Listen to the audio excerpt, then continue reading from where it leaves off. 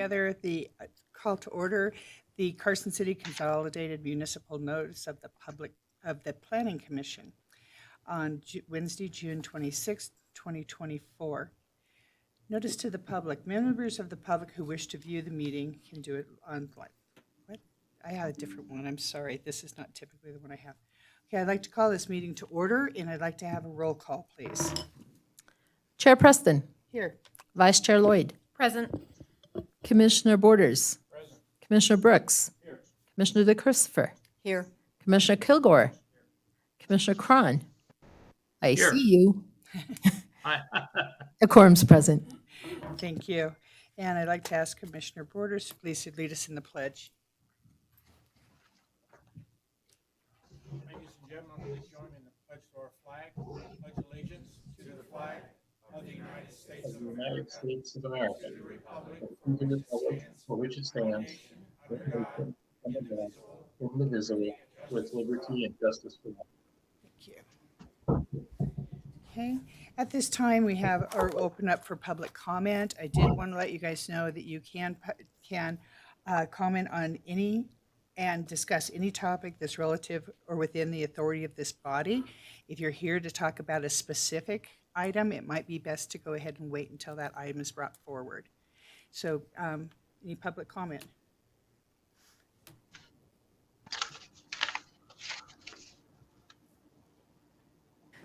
Thank you, Chair. Denny French, Carson City, Nevada. I just want to relay a message that I've given several of you in person, how much I appreciated that workshop for the master plan. I think it was, how did I put it? The master plan conversation and discussion and the interaction, I feel, really helped move things in a real positive and a very thoughtful direction, and I'd love to see more of those. And this forum is great for certain things, but the workshop was awesome, and I really appreciate you all for being involved. Thank you. Thank you. And any further public comment? I have public comment from Commissioner Borders. Thank you. I would like to, we do this every now and then, but I would like to do it for everyone that's here. This body that you're here to listen to tonight is an appointed body. It's not an elected body. And as such, we do not have a lot of discretion in the things that we do, as opposed to the Board of Supervisors, who has all the discretion in the world, because if you don't like what they do, you just vote them out. We, being appointed, are required to follow the laws and the ordinances and the procedures of the city of Carson City. We are always authorized to use some discretion in when we find in the facts that they meet the requirements of the community and they meet the requirements of the city. But we can't change things.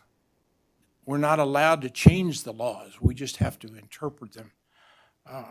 The way we get information to make those decisions is through the staff reports, through the testimony that we get from you as a community and from the correspondence that we receive about that.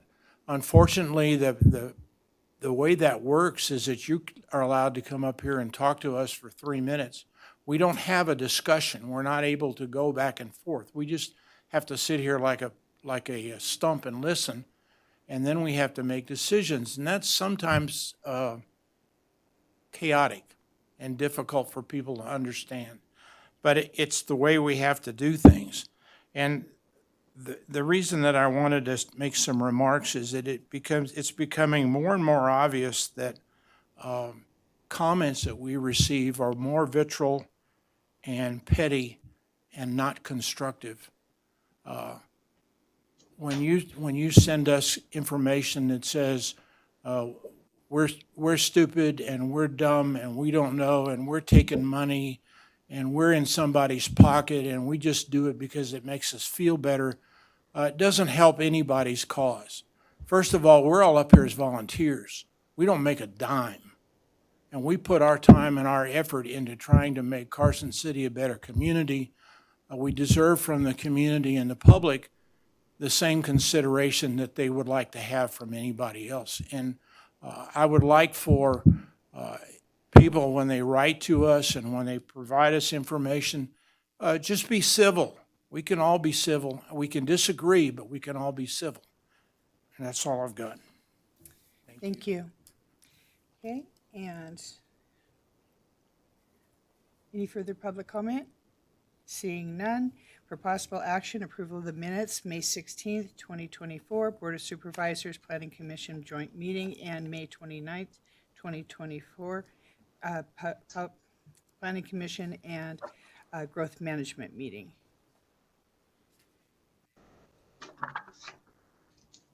Okay. Do I have a motion? Can we do those together? Let's do them together. If there's any objections? No. Okay, seeing none? Yes. Madam Chairman, I move that we approve the minutes of March 16th, 2024, the joint meeting, and then also the minutes of May 29th, 2024. Thank you. Is there a second? Second from Commissioner Brooks. All in favor? Aye. Any opposed? Any opposed? Seeing none, motion passes. Okay, meeting items. 6A, for possible action, discussion, and possible action regarding an appeal of the Community Development's Director's denial of a building permit for a 62-foot tall amateur radio tower on property zone single-family 1 acre SF1A located at 1630 South Deer Run Road. Assessor's parcel number APN 010-092-04 has asked to be continued and would be continued to our meeting on schedule for August 28th, 2024. Ouch. There should be a motion. Okay, can I have a motion in regards to that? Okay, Commissioner Lloyd?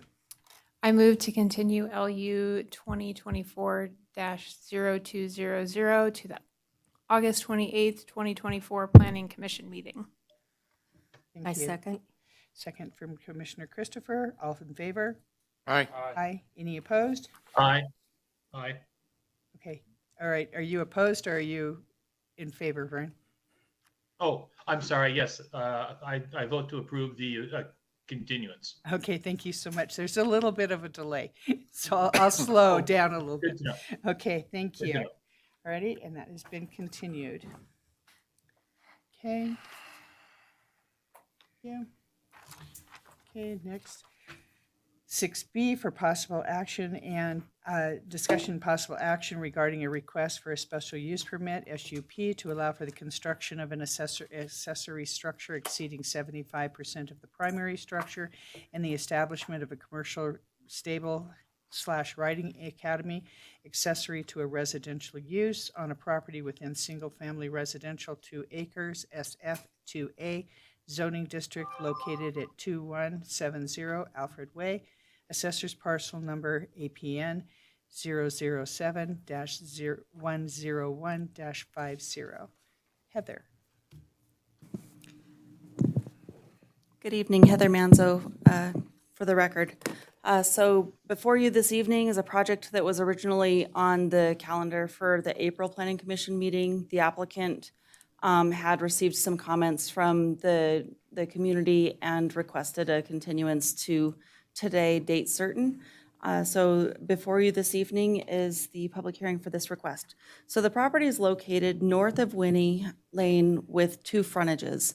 The primary residence frontage is on Alfred Way, and as proposed, the barn will be accessed from Foothill Drive primarily.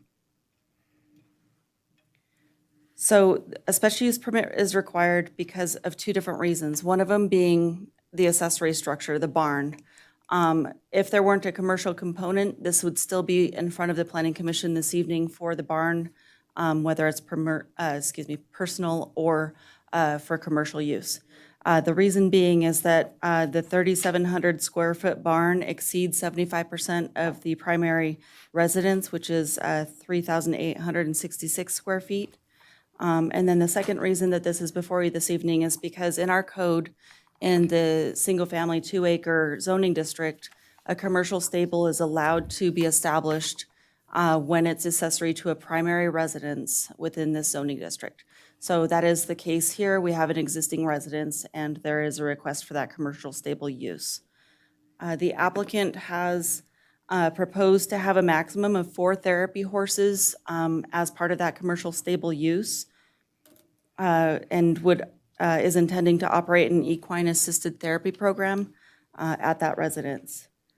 And in terms of the building elevations, they tried to incorporate the roof pitch and building materials that would be compatible and consistent with the primary residence. A business plan was provided by the applicant as part of the application materials, which notes that the current therapy horses with their names and kind of their care program, just for an example, to help relay that information to the Planning Commission and the public. In that, they also noted that their hours of operation were proposed to be 8 a.m. to 6 p.m., meaning no nighttime activities. So there's no lighting proposed as part of this project. And the proposed barn is going to meet all required setbacks within the zoning district, and the closest portion of that barn would be 30 feet away from the south property line. That's their closest abutting neighbor. And on that side, I just wanted to note that the right elevation, which is what we're seeing here on the bottom left, is what would be facing that southern boundary. So it's 30 feet away, and that roll-up door goes into a storage area within the barn. So the applicant has proposed the stalls and the turnouts within the barn area to go out to the north, which is internal to the site, so that abutting property owner will have that barn as a physical buffer between the horses and the activity and their homes. So as designed, the building will help screen activity, as I had noted. Staff did receive public comment, which was forwarded to the Planning Commission yesterday as part of late material. And there were other public comments that were presented to the Planning Commission as part of the April package, which were incorporated into the staff report. Most of the concerns or comments made were really operational in nature. The staff report lays out how the project conforms with code in terms of building design, location, access, things of that nature. And the applicant representative will be available to you after my presentation to discuss the operations. So with all of that, staff is recommending approval of the request, and we were able to make the findings for both the accessory barn structure and the stable use. I did want to turn it over to Stephen Pote with engineering to go over a couple of things, and then the applicant is available for a presentation if you would like to accept that. Thank you, Heather. Stephen Pote, Development Engineering for the record. Recently, I realized I'd made some faulty assumptions in my review of the site plan and also the business, how it was going to function. So we feel that there's the need for an additional condition of approval, specifically for trucks and trailers that are coming up Foothill, making sure they have room to turn into the property, turn around, and come back out.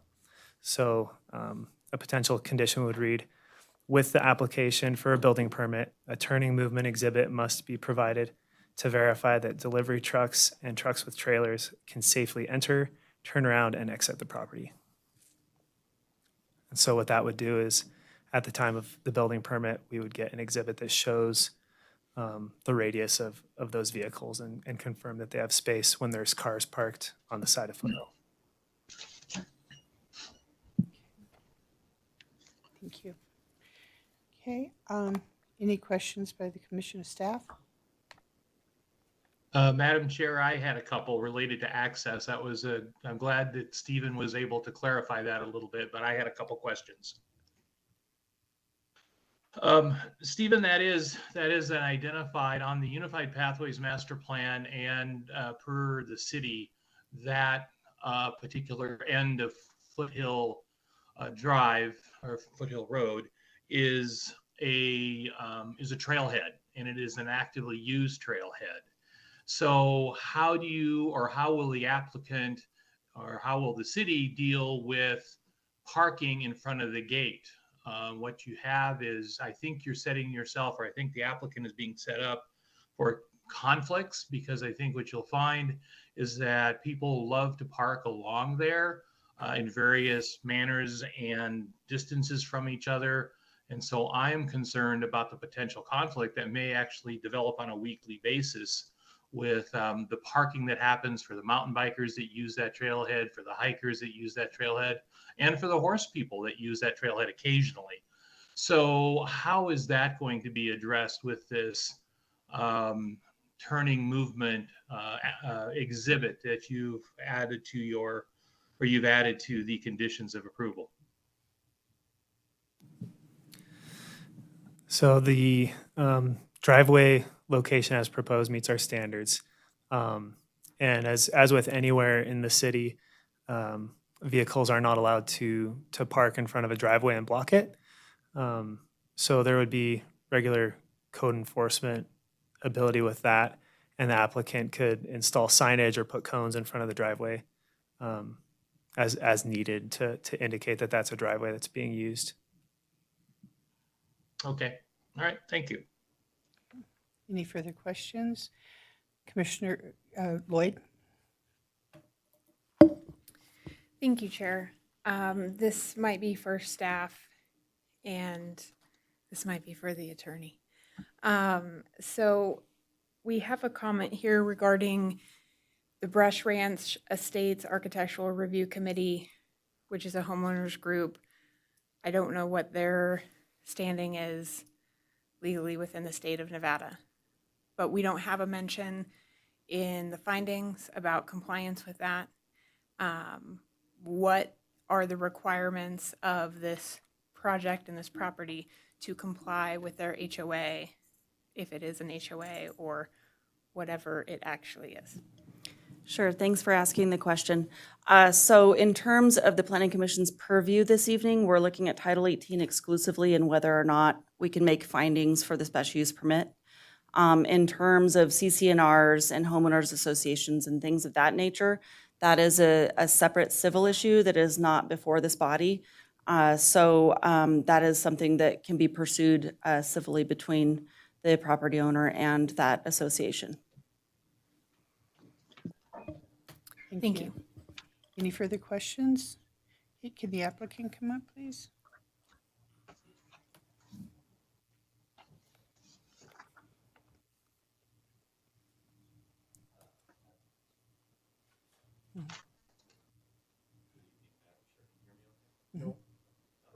Oh, there we go. We got green out. My name is John Krimpadik. I'm with KLS Planning. I've been working with Tiffany Coury for several months on this case. To be focused on, I'll touch on some of the operational issues to do my best as it relates to most of the letters that were submitted by the community. In terms of the question that came up on the CCNR issue, I learned from Tiffany Coury, this is her business, her livelihood, a week before the last Planning Commission hearing that she learned of the CCNR issue. So she was aware of it, she's now aware of it. She tells me that she's trying to deal with that diligently. She also knows that although that's separate from the use permit process, one's public, one's a civil matter, that she has to comply with those because there's been obviously a pretty strong assertion from the community in that immediate area to get it right with some of those key provisions of the CCNRs. I am not detailed on that because she has an attorney who's been working with somebody there. I assume that person who's been focused on CCNR compliance as an attorney, working with Mark Bruce, her attorney, and they either get through it or not. And I asked Tiffany if she could join by a phone call tonight. She's traveling. She had something arranged many months before tonight, and she said she had to be out of town with her sister. And so, is it possible, if you have any questions of which I can't handle, that we could bring her in on the phone? I just want to be... Hope, is that a possibility? Yes, he can, if he wants to get her on the phone. Okay, so let's just keep that in mind. In terms of the operational issues that I saw that I think can be addressed fairly routine. There were several letters about how many horses on site. She is committed to 4 horses on site per the conditions. At any time, a maximum. 1 employee, that is Tiffany herself. No other employees. No guest quarters. I saw several reference to guest quarters and concern about that. That has been withdrawn in the SUP. 2 clients max on the property at any time. There probably won't be 2, but we have to have a cap. That is the cap. No events, no special events, no horse special event activities. 8 a.m. to 6 p.m. as stated by staff, and no arena lights. There could possibly be lights on the barn that are wall-mounted lights like you would have on any garage. No glow, entirely dark sky, so that would be just security and some accent lighting.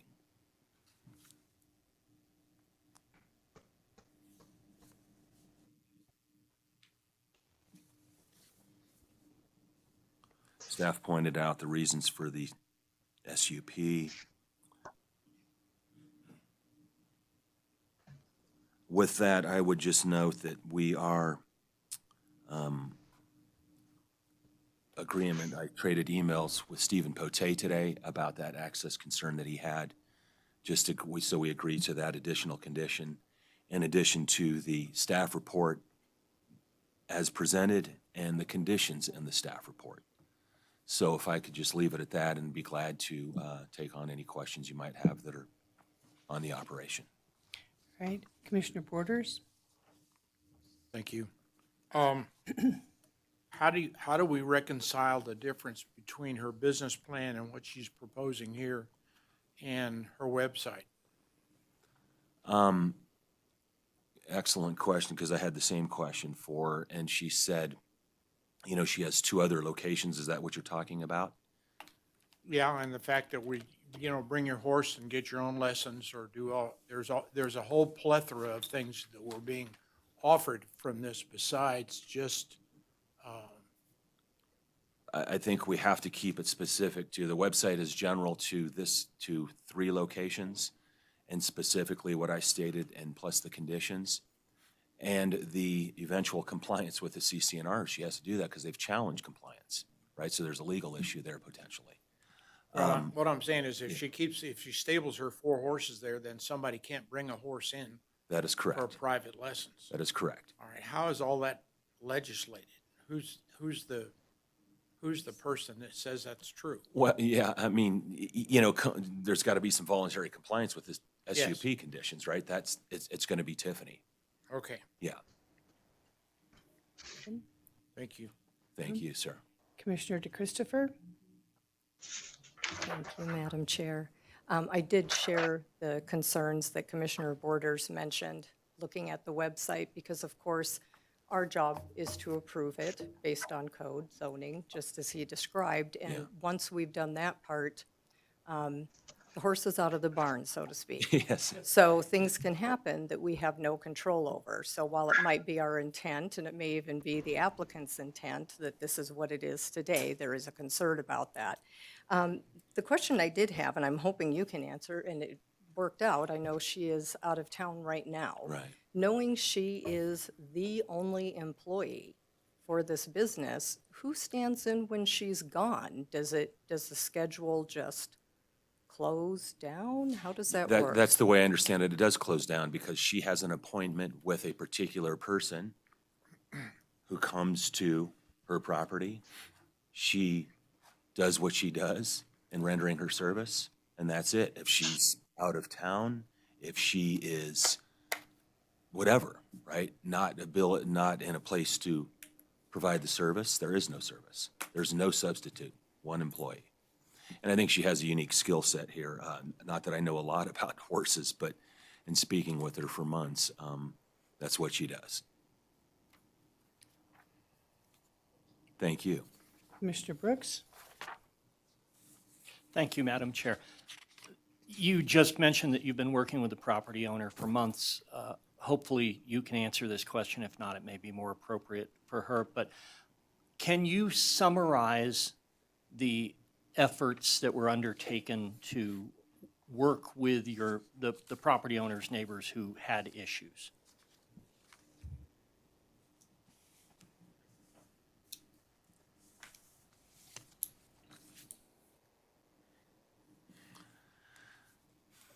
Some notes I gathered from Ms. Tiffany Corey. Her attorney has attempted to discuss and receive approval on various property items. To date, the HOA has approved our new fencing. This is not opinion, this is what I've learned from her. I'm going to state it as such. New fencing and new run-in sheds. She believes that several comments related to that are outdated at this time. So letters came in, the attorneys worked with somebody, and those were a few things that have been agreed upon. I've been accessing my property with the horse trailer, no issues entering or exiting. The gate takes precedent to trailhead parking, meaning, and I think staff touched on this, right? You don't park in front of somebody's driveway. You don't park in front of somebody's gate. There's just a small window of which we need clearance, and that's what is being shared here. The CCNRs, here's where it gets a little, and I don't want to focus on CCNRs. This is an odd set of issues that have come forward in this process. Allow for incidental business occurrences. If she can prove that to the HOA as it relates to the CCNRs as stated, then maybe there's a way to do the SUP and the project and the business as she desires, again, in compliance with the CCNRs.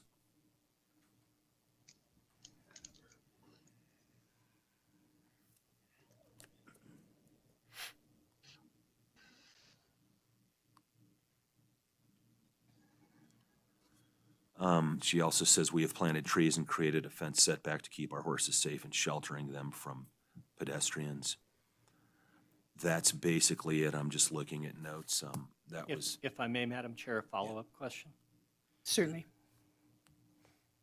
It sounds like a list of concerns that came up and some of which have been addressed and some of which can't be addressed because they're not related to this process, they're related to the CCR. That's right. Perhaps I didn't state my question clearly. I'm interested in what interactions there have been by the property owner to try and work directly with their neighbors. And if the answer to that is some flavor of, well, the lawyers are working on it, that's fine. I just think it would be, even though it's not determinative for this body, a lot of people have shown up concerned about this. It would be helpful to understand what the property owner has done. I believe it would be her attorney and or her involving those discussions and negotiations with the HOA chair. And I don't know any more than that. All right, thank you. Thank you. Okay, and I have a question too. Yes. Is that right now she's out with her sister. She is going to have 4 horses there. Says that she does not have any employees. She's Ed. Who's feeding the horses? Yeah, I mean, to me, that seems, that's what I do know is they do need to be eat. They do need to be turned out. So, you know, that would be my question. Anyway, Commissioner Christopher? Thank you. I was actually going to jump up on the follow-up regarding the communication, but I do have another question regarding the barn because that was a concern that was brought up from the neighbors. Not particularly fond of the location of the barn, and I'm curious from your interactions with the client, was there ever a suggestion or consideration of having the barn on the other side of the property where it is not interfacing with the neighbor? There was not. I mean, you know, there was months of design work and concept, right? Looking at the barn relationship to the house, to the surroundings, to the fence, to the gate. And it's sort of tucked away there if you look at that site plan, and it leaves the rest to the, what is that, northwest, right? You know, for the horse areas. That's what's going on. And it would be, I think it would be pretty choppy to the property if you look at site planning, I mean, you're just kind of hugging that corner with the barn, the access, the parking, and the relationship to the house. So I think that makes perfect sense. We didn't anticipate any of this kind of, pushback at the time. Okay. And it's very clear that that is not to have a guest house in there, Yes. and it it's is been- not to be an apartment or an auxiliary That's correct. unit. Yes. Okay, because that was not clear on the plans that we received prior.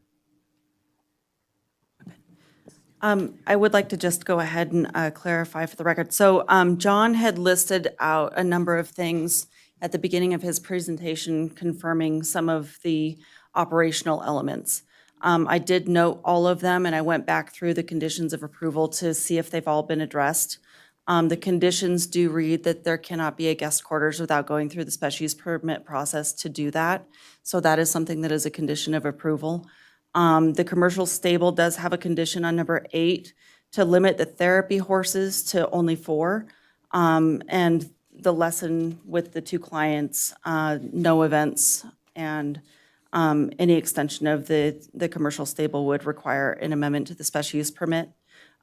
We also have addressed equine waste removal, hours of operation, and exterior lighting, prohibiting it from anywhere except for where would be customarily included, which is essentially exterior lighting on the barn.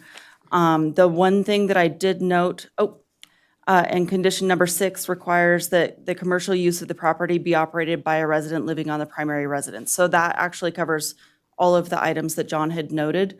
I did want to just clarify a couple of things, knowing horses.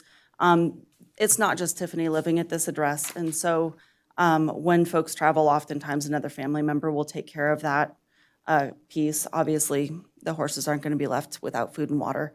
And there are conditions requiring the cleanup on a regular basis and things like that. And then in terms of some of the comments that you made, which are completely valid, there was a comment made regarding the website. And there is a discrepancy between what's been proposed and how it appears on the website. So potentially, if the commission does move forward with a recommendation to approve, I would recommend that any advertising material, including the website, be updated to clarify operations at the Carson City facility so that it's clear when you go on a website or any other marketing tool, what will be offered as part in terms of the services in Carson City. And then if you wanted to expand or clarify condition number 6 to require the owner to be the only and sole operator of the commercial stable, you could do that as well. So I just wanted to put those things out there for the commission to consider, and that's about it. Thanks. Okay, thank you. Any further comments from the commissioners? Okay. Seeing- Madam Chair, I had a couple questions. Certainly, Brett. John, you've got to help me a little bit. I'm really struggling with trying to find in favor of finding 2 right now, and it's based on a couple of things. Dust control is one of my big concerns with any type of horse activity is always a big concern for me. And then also screening, you talk about, we talk about physical activity being a very apparent as a finding for finding number 2. I struggle with that as well, simply because of the activity that's going to happen there. You have the trailhead, you have the neighbors. So what is the applicant willing to do to help with that, or what are they planning to do? And, in all honesty, planting a couple of trees just doesn't work for me. What specifically, Commissioner, are we talking about Okay, 2 so- as in will not be detrimental Yeah, to the so use, yes, et cetera? let- Okay. Yeah, for the public, let me read it. In order to approve the project, the commission has to approve and support all these findings that are in the special use permit, or in this application. And what it reads is finding number 2. It says will not be detrimental to the use, peaceful enjoyment, economic value, or development of surrounding properties or the general neighborhood, and will cause no objectionable noise, vibration, fumes, odors, dust, glare, or physical activity. And so I can't find that right now. I'll be honest with you. I'm just trying to have you help me understand how the current project as designed help gets those accomplishes that.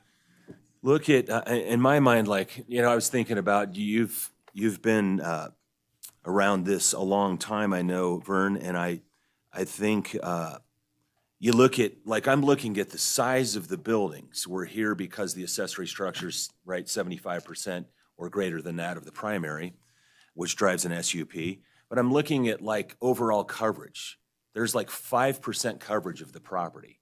That's not an indication. I'm not minimizing it by any means. I'm just, for my own edification, thinking about the intensity of that 5% building coverage in some between the two of them, right? That's very low coverage. It's 27 maximum of height, 27 feet. That is very much in scale with all the two-story surroundings. You look at separation of the proposed structure relative to existing structures.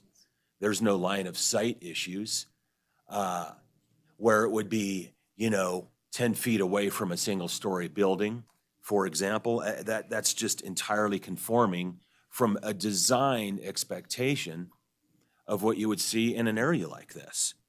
I think we capture, with the conditions, the concern with noise, glare, no lighting, very minimal activity. The day ends at 6 p.m., maybe before. That's the outside limits of hours of operation. Odors would be about the aggressive collection of waste and doing it weekly, as also stated by staff. So I think that covers most of that finding. I hope you would agree. Madam Chair? Specific, Oh, I'm sorry. I was going to suggest if there are questions, I think that's beneficial to have right now. But I also think if there aren't technical questions, like I don't understand this application, I think it would be beneficial to allow the public to speak so that the commission can understand the full scope of public concern and then have this line of questioning, if that's okay. You fine with that, Commissioner Borders? Yep. Okay. All righty, then that's what we'll do.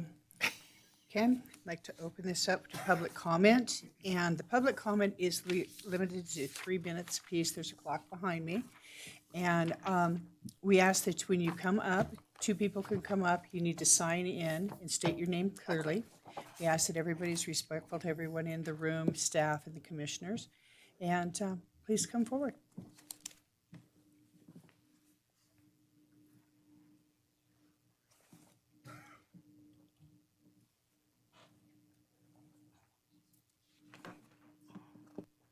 No, you just turned it off. And I do need you to sign in too, please. Ladies and gentlemen of the commission, my name is Valerie Cooney. I'm a resident in Brush Estates, and I have been in communication with many of the people who are here in our audience, and perhaps they would lend me some of their 3 minutes, because no, I we think don't. okay. I have been the person who's been in contact or attempted to be in contact with Ms. Corey regarding this project.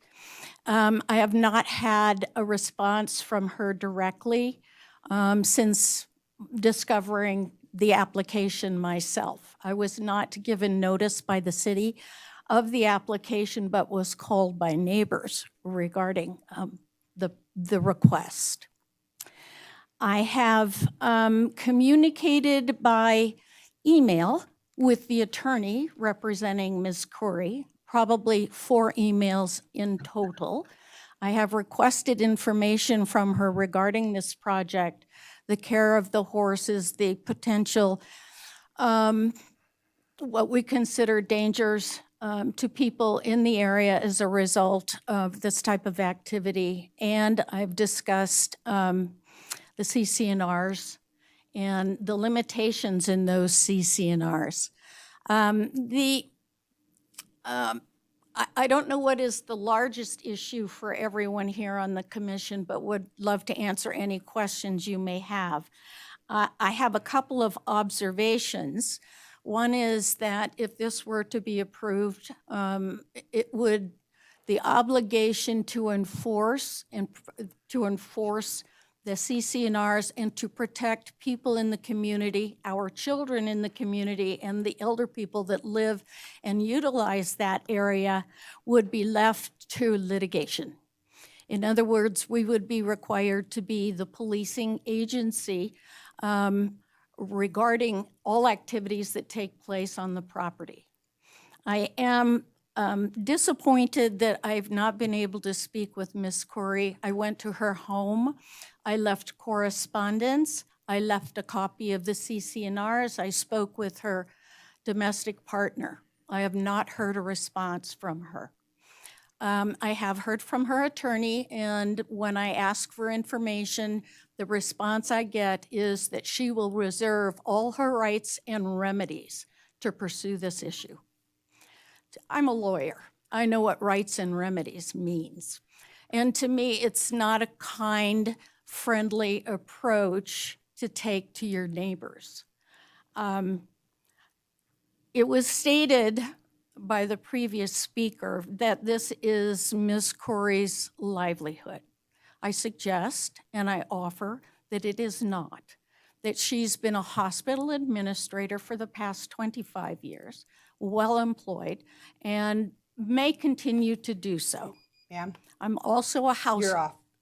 Thank you. Okay, thank you. Next.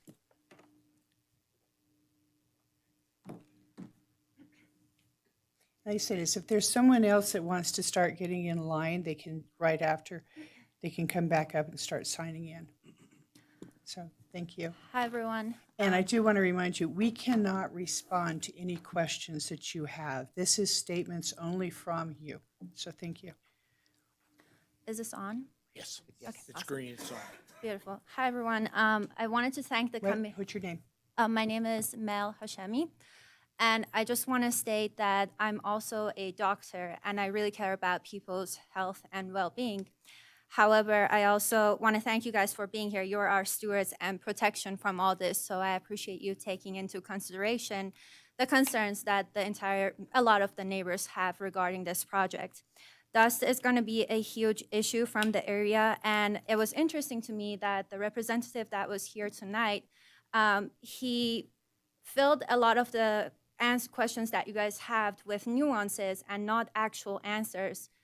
The cost that this project will have on the neighbors is great, because not only will our property values will decline as a result of this. We don't know, it really might, because there is now a commercial business happening in a peaceful residential neighborhood that we have all invested a lot of money and care into maintaining it.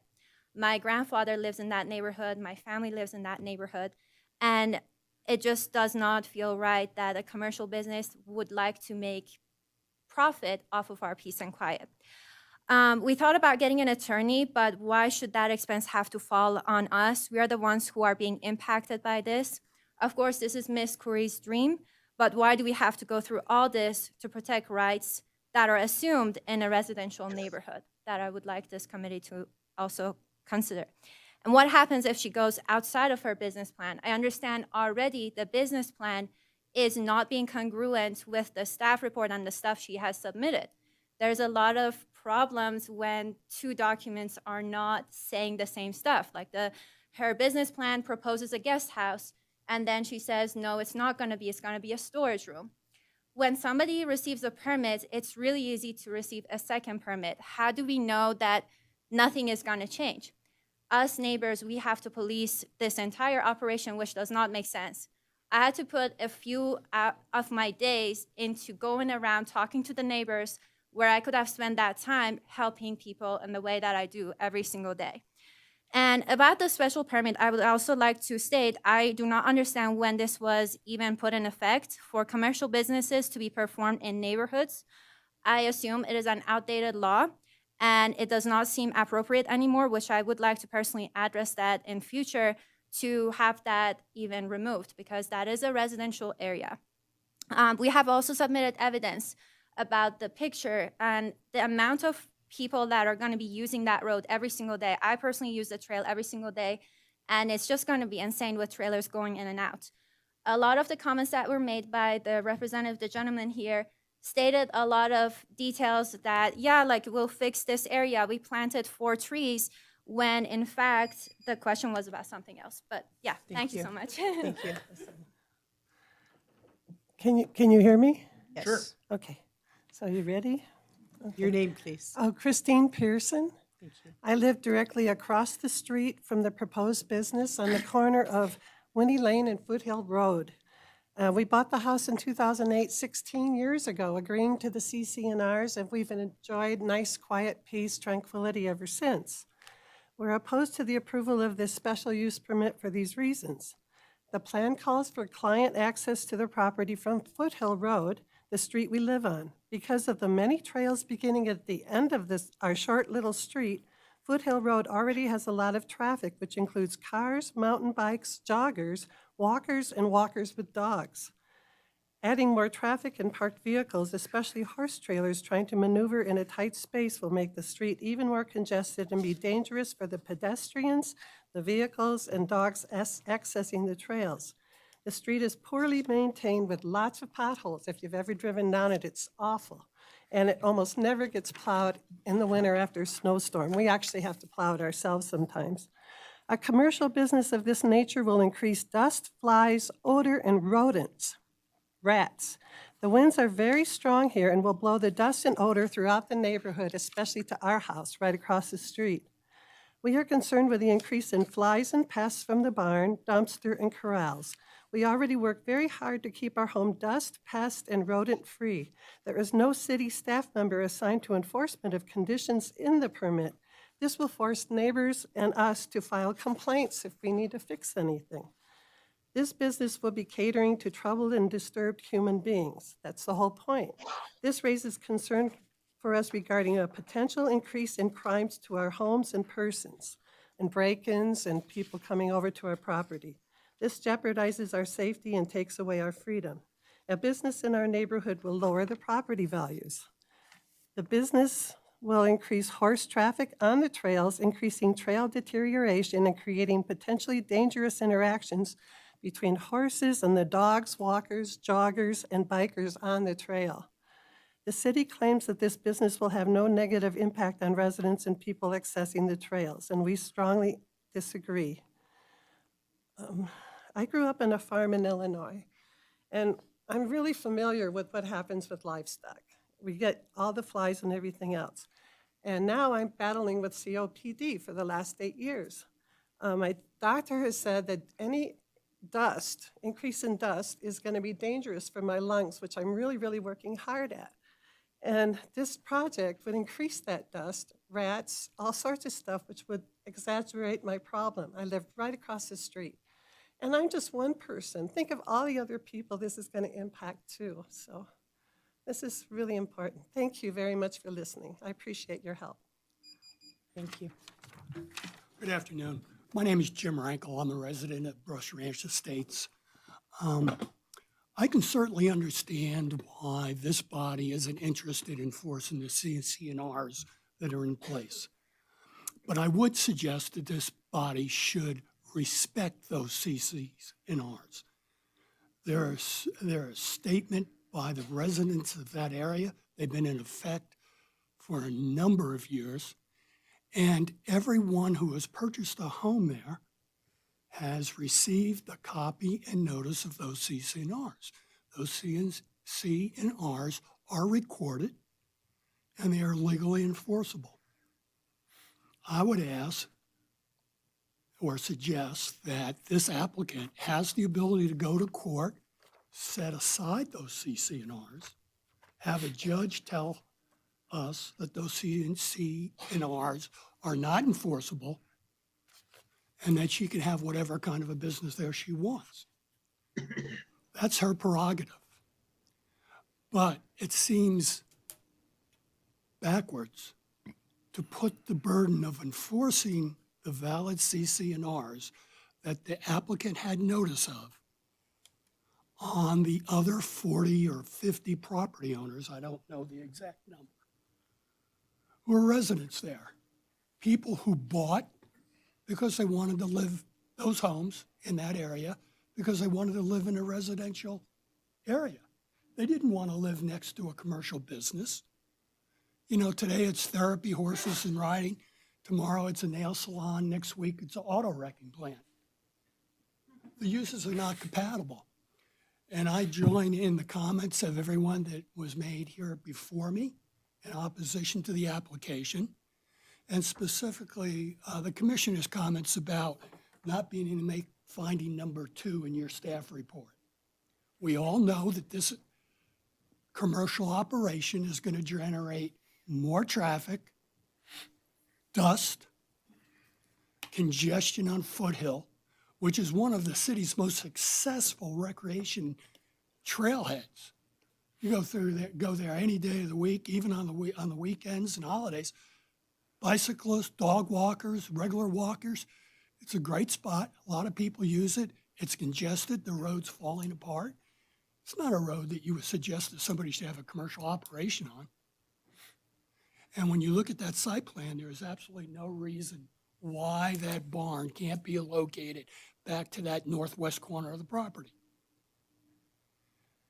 In summary, I would ask you this: if you decide to recommend approval, that you strongly condition this with very specific enforceable conditions. Thank you.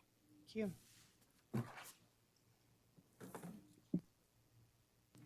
Hi guys, my name is Ali and nice to meet everybody. Very familiar faces. So I'm also a resident in that area. So that Foothill, the road, I'm sure everybody went that road to go to the college. That road is completely demolished. And you guys saw the asphalt in there. It's a city property, but it's not been taken care of. And all the time, that road is completely filled, especially in the summertime and winter time. There is no snowplow. I had to call 6 times, ask city to come and snowplow that road because of the elder people that are living in that area. And nobody came. Who is gonna take care of that? Especially this permit is for specialty kids. Who are these specialty kids? Where are they from? Are they from CASA? Are they autism people? Do they have mental issues? Is going to be a psychiatrist person on the site? So, you know, who is gonna be in charge of that? Because let's say a horse is not behaving, then what happened to that kid that is on the horse? Is she licensed for taking care of that person, or she's gonna have a doctor on the site? So there is a lot of questions and a lot of like black spots that, you know, it's not clear.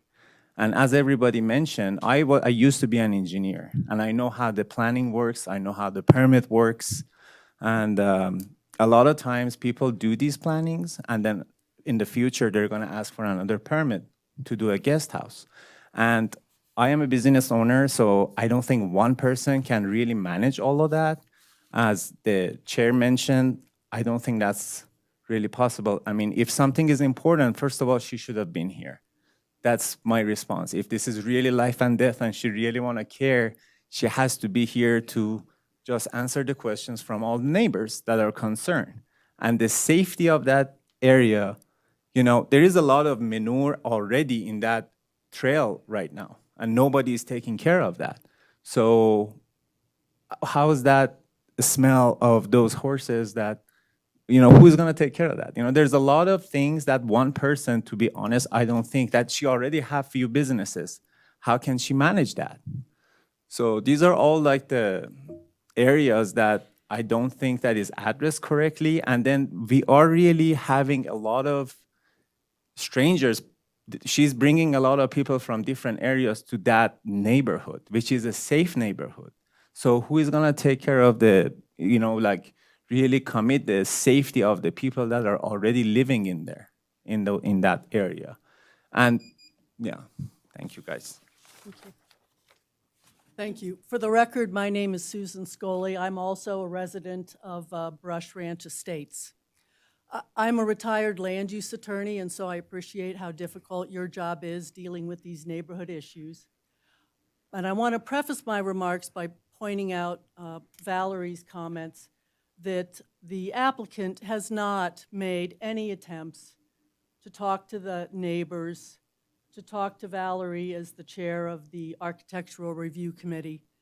And I think that's one of the point I'd like to make is that that inability or refusal to do so doesn't bode well for her following the rules and sticking with the representations that her people have made here today.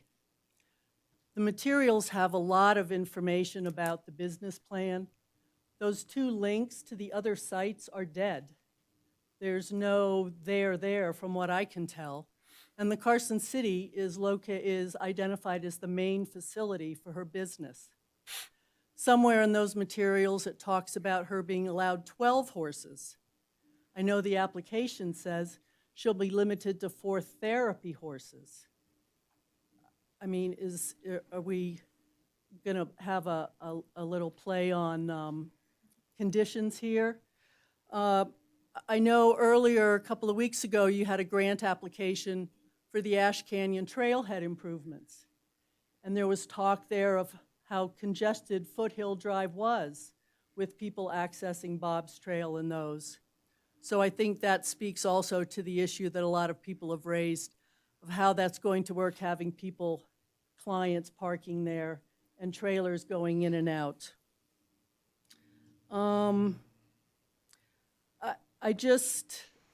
It is concerning that she's not trying to work with folks in the neighborhood. It is a very quiet street, Alfred Way and Brush Drive.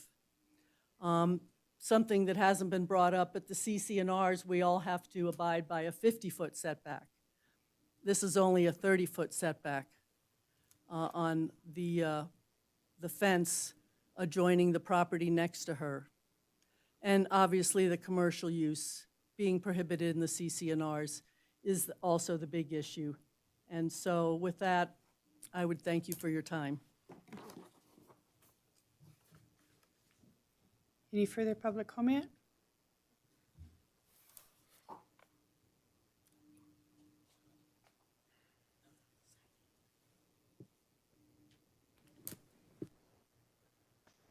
Make it green. Green. Oh, I see. I was looking for the button to light up.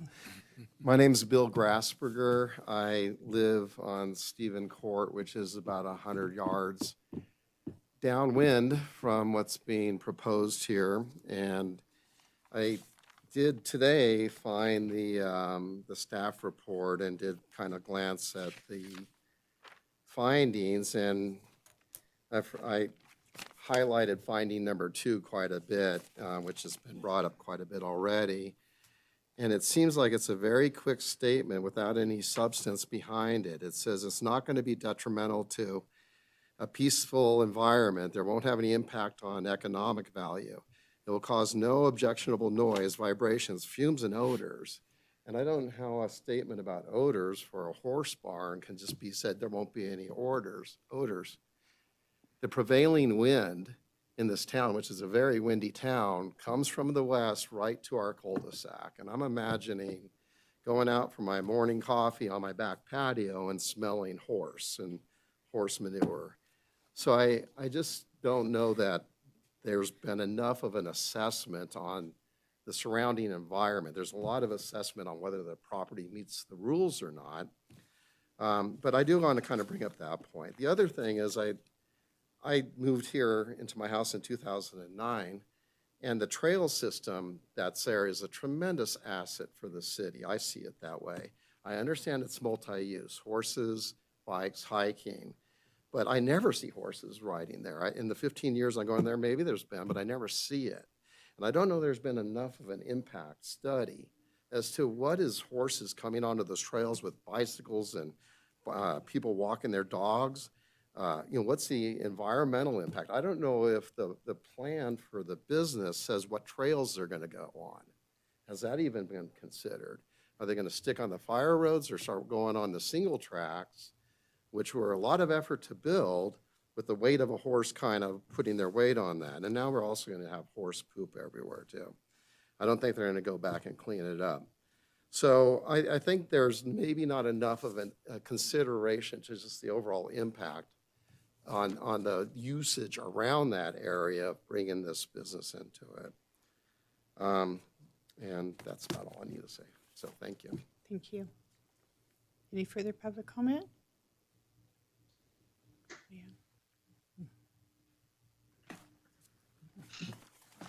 Sorry. Oh, it was on. Good evening. Leanne Sarum. We are direct abutting neighbors on the west side, and I have a really hard place that I'm in. We are friendly. We want to be friendly neighbors. We have a friendly neighborhood, and now there's conflict. Now there's enemies being made. Now there's, when you come into a residential area that has been quiet and peaceful, and you have conflicting uses like this commercial use, it causes problems. So then neighbors hate neighbors. We're asked now in talking with Heather, we have to police it ourselves. We have to spy on our neighbors. We're asked now to watch and make sure there's only 2 people there. And if there's not, who's going to call and report it? And then it just becomes a extremely conflicted neighborhood and a very sad situation so it's neighbor hating neighbor, then it's community, and pretty soon our whole city hates each other, in terms of, just constantly approving conflicting uses in areas. Finding number 2 is one of the main problems. I'm in favor of the applicant building a barn that's more than 75%. That's fine. There's a lot of them that are there. There's a lot of uses. We had a similar situation where when we went to buy the property, we wanted to do something. So guess what we did? We talked to the neighbor that previously owned their house and a neighbor right next door to us. We got their approval. They asked us actually to move it over and do some different things. We did. We got letters. They signed the letters. Okay, we worked together. We've heard zero. I reached out and called the domestic partner of the person because he's lived there forever, many years, and I know them and we're friendly. I want to stay friendly. I don't want to be in conflict. I am having a really hard time being really negative, but I have concerns. There's safety. The website we brought up, there's so many conflicts. They talk about they're going to have at-risk teens. They're going to have depression, anxiety, PTSD. This is kind of scary issues in safety in our neighborhood. They talk about there's a wellhead on Foothill. There's there's so many concerns. And who polices it? Who is going to make them actually consider? 5 years from now, there could be new. I could be moved. I don't think so. I want to raise here. I'm going to stay, but there's a lot of new things, and who knows? It could turn into all kinds of things. But we as the people resident have to complain and tattle on each other. And I think finding number 2 is clear enough to say that it will impact negatively the residents, the neighborhood, and the peace. So I'm sorry I don't disapprove, it's really tough for me. Thank you.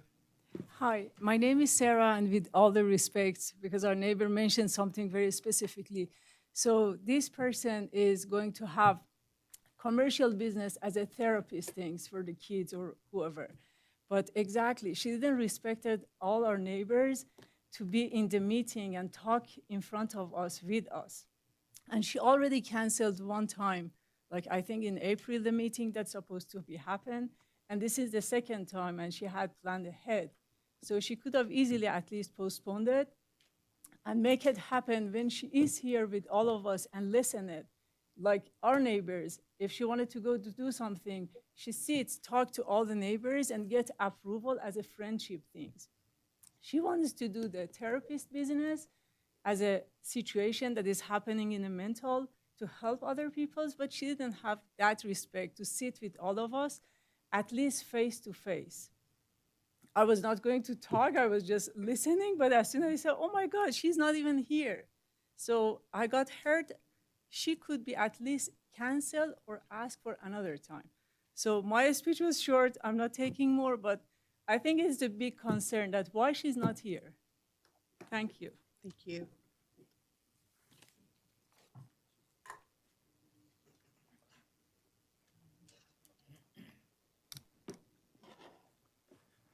My name is Gary Schultz, and I'm a resident of Silver Oak on Stephen Drive, Stephen Court. I've lived there for 28 years now, and I've seen a lot of changes in that area over those years. First of all, a quick search on Google this morning shows equestrian riding stables availability between Minden and South Reno popped up 15 immediately. So there's no need for business like this in the first place. So to put a commercial business in a residential neighborhood when there's no need for it is ridiculous. Secondly, I walk my dog out there morning and evening twice a day, come right out my back gate. I'm right there at that corner of Foothill where it runs into the property there. And I see all sorts of dogs chasing deer, chasing other dogs. And if you've got emotionally unstable riders who aren't familiar with horses, and there's dogs out there and they start barking, even if they're on leash, those horses are going to get spooked, riders are going to get thrown. It's going to be a dangerous situation. So you're just asking for trouble here. Another point I'd like to make is I cannot believe that one lady can handle all the work that's required to manage those 4 horses, cleanup, feeding, all the other work involved with that. And another point about the barn, originally it did have guest quarters, the plans I reviewed down at the planning office. It doesn't now, but there's no need for a structure that size, 27 feet in height, I guess is the new height. And the second level is going to be used for storage. I'm sure it'll be plumbed with the wiring and plumbing available for water and electricity and heat to eventually convert that storage as it is proposed now into guest quarters or living quarters, because she's going to need somebody to help handle those horses 7 days a week, 365 days of the year, all the different weather conditions that are involved in our area here in Carson City. There's no way she can do it without having staff or employees on that facility. Thank you. Can you sign in, please? For anybody that didn't sign in, do you need a pen? Thank you.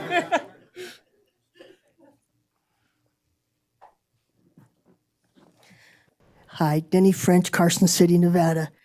As an individual that has had opportunity to work with therapeutic situation, each of the individuals that I worked with, Ms. Palmer coordinated. I didn't have anything to do with that. I didn't have anything to do with the medical requirements. I cleaned hoofs and helped saddle, and I walked with the animals. It took a basic amount of 3 people to walk with each person, but now these people needed stabilization on the horses. They needed a companion to each side. The horse needed a director, and then they had an observer. So, and then often the parents and the family were there too. It was amazing. It was one of the most interesting opportunities to volunteer that I've ever had. Ms. Palmer did not do it on her own. She could not have. And it was not a business. It was a purely voluntary situation for her. And so I'm looking at this and I'm going, holy cow. Plus, when you have 4 horses, they're a bit to clean up after every day. We would do our cleanup, and that was only maybe 2 horses a day out. So, and they weren't kept on the property. There was another place where they stayed, and then they came over. But it was a nice walk. They didn't have to get in the trailer. There was a place for those horses. My main thing about this is that this is not a place for a business. I'm not even sure it's a place for a barn with horses because of the consideration of the getting in and out with big trailers in an area that's a trailhead, basically. I used to get to walk there a lot. Since my limitations now, I have not. But I know that trailhead is used a lot, and I just don't think it's the right place for a business. And I really have kudos for everyone coming out and speaking up tonight, and appreciate that. But ditto on a lot of their concerns. Thank you very much.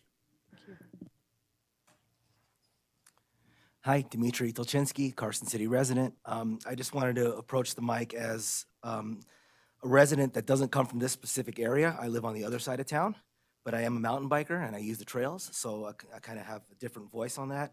I think it's interesting, the business model that's being proposed here.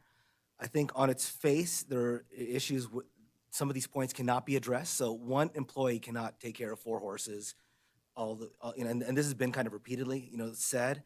However, I think there was an admission that the owner is gone right now, right? So right now, even someone needs to look after the animals. Furthermore, I think animal cruelty, can be thought of, because how can one person juggle 4 horses and clientele and other things that kind of, that need to be going on to support the business to move forward? If someone gets hurt on the trail, how could the business owner kind of address that? And also kind of take care of their own things. If they have 2 clients on site, how could they take care of 2 clients? And if you have, people that have challenges, I think that those kind of folks have to be watched over even more so. And so I think from, on its face, it's impossible for one person to support this business. And I think also another point on the smell, really would love to see detailed plans about how to maintain the dust and the smell of at least 4 horses. So I'll just leave it at that. Thank you. Thank you. Any further public comment? Okay. I'm going to close the public comment and turn it over to the commissioners. Commissioner Borders? Thank you. First question, Stephen. What's the rating for that road, Foothill Road? That's your homework assignment for The classification? Yeah. It's a local No, street what rating is the condition of the road? pavement condition. I can look that up, but That's what I'm sure saying. it's That would be very your low. homework to look at, but I would suspect it's not very good. Okay.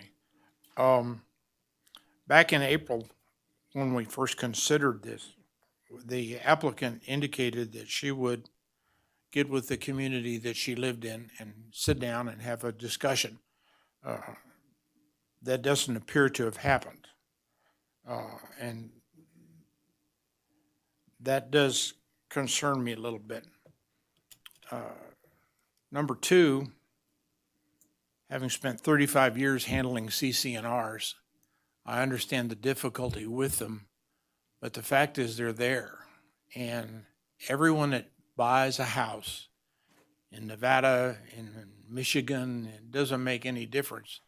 I'm sure that you will attest that there is a document that says, I have received, read, and understand the CC&Rs of the neighborhood I'm living in. And so that puts the onus on the buyer at that time, but then the owner to make sure that they comply with those CC&Rs. The difficulty that I've seen in recent years is the legislature and the laws are making it more and more difficult for homeowners associations to enforce some of their CC&Rs. And I think that's a terrible trend to go in, but it's happening. My third consideration is, and the representative here talked about the house being only 5% of the total area of the footprint of the lot, but there's 12,500 square feet of dust in fields, in 3 separate fields out there that are not planted, they're not grass, they're going to be dusty places. Then it's going to create a lot of dust. And the fourth thing is that the barn, the upstairs way, while it's not designated as a living quarters, thank you. I'm old, I forget every now and then. As living quarters, it's still, if you look at the plant, it's still air conditioned. There's still plumbing downstairs. It could be anything. And, my final comment is to take the chicken and egg analogy to the horse and the trailer. I think the applicant would have done better if they had made peace with the CC&Rs and the members of the association before they came to see us, because they're putting the onus on us to say no. And I don't think that's fair to us, and I don't think that's fair to the homeowners association. And, you know, frankly, right now, I have problems with condition number 2, 3, and 7. So that's all I got. Okay. Commissioner Brooks. Thank you, Madam Chair. My comments are addressed to my fellow commissioners, but first and foremost, let me just say I have an immense amount of empathy for everybody who is worried or frustrated with this. I've lived all over the country. I've had a lot of neighbors do a lot of things I didn't care for, so I am empathetic. Having said that, it strikes me that a lot of the concerns we're hearing are what ifs against worst case scenarios. And maybe that's the right way to think of things when you're worried, when you live downwind and you're worried about how it's going to smell or what it's going to do to your property value. But I do think that amid the genuine concerns alongside some of the things we've heard that frankly we can't and shouldn't consider, you have, rightly or wrongly, because they came to the Planning Commission first rather than resolving the CC&Rs with your neighbors, there are multiple stop points and challenge points here, right? If this were approved and moved forward, it sounds like you have avenues to pursue your conflict resolution potentially in the courts. The business may or may not thrive. If it does thrive and it produces externalities that are covered by existing municipal code, there are avenues for enforcement. What I'm trying to suggest is that approval or disapproval, well, disapproval at this point is a stop, but approval of this today is not the green flag that I think a lot of folks in the room are worried about. And a lot of the worries we've heard about would be a hard stop without necessarily evidence backing it. Thank you. Christopher. Thank you, Madam Chair. I go back to the horses left the barn analogy and appreciate the comments that were made by the public tonight. Very well orchestrated and thought out. We very much appreciate that. A lot of substance. I am probably going to point out something. I don't know if any of my fellow commissioners feel this way, but while I agree with other findings that I can't make, 2 being one of them, I struggle with 1. And I think it has to go back to the spirit and intent of CCMC 1804.050. If this was an ADU for a residential use, I would be giving a green light to it. It is not, and I appreciate Mr. Kropotkin coming here tonight and taking the questions on behalf of the applicant.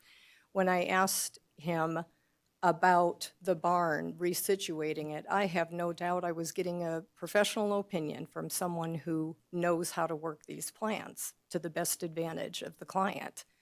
But I think that answers it. There is a lot going on, and this is no longer low density. So for that reason, even if I like I said, I wasn't able to find other findings, but this one for me is big. Thank you. Thank you. Commissioner Kilgore. Thank you. I don't have any great analogy like some of the others up here. I will say that I don't always come in with my mind made up on some of these projects because I like to hear out what the community says first. And it seems like we have a really strong consensus, not only among the community, but hopefully among some of my colleagues up here as well. And I would say I don't find 1, 2, 3, or 7 that just there's a lot of inconsistencies with their proposal and their website. Took a quick look at that and it didn't seem to line up very good. Have some issues with that as well. The fact that they're not here to answer these questions really leaves me in the dark, and that's a big issue for me. I guess that's it. Thank you. Thank you. Commissioner Lloyd. Thank you, Chair. I would agree with my colleagues up here. I know that Vern, Commissioner Cron hasn't had a chance to speak here, but I one thing that I do want to point out is, this is a commercial stable that I think requires discussion. And without the operator of that commercial stable here to answer questions about the operation, I think that, especially since we have kind of all made a comment that we are having trouble making findings, this might be a good time for a suggestion of a continuance of said item. I don't know if that's to a date uncertain or next month. And we're going to ask the applicant to Okay, and, come up to the table. okay, I want to throw this up to Commissioner Cron too, so we can discuss all of this, please. Commissioner Cron? Yeah, I so appreciate the neighbors coming out and sharing with us their concerns. I really do. And I still, I think John did a great job of trying to explain what the project has in relationship to minimizing my concerns related to finding two. So I certainly have appreciated John's perspective on this, but I'm still struggling with the dust control issue. That to me, that has not been significantly addressed. There is concerns regarding odor, although I know that the conditions do talk a little bit about that, and I would be certainly willing to give the applicant the benefit of the doubt on that one. But I cannot in my mind, I can't say finding number two. I cannot be positive toward finding number two at this particular point. I think there's a lot going on. I think the project needs a little more site-specific addressing related to how it impacts the neighbors, and from a visual perspective as well as from a dust control perspective. Okay, Commissioner, now I would like to go ahead and make my statements too, is that I'm a person that says, okay, you should do whatever you want with your land.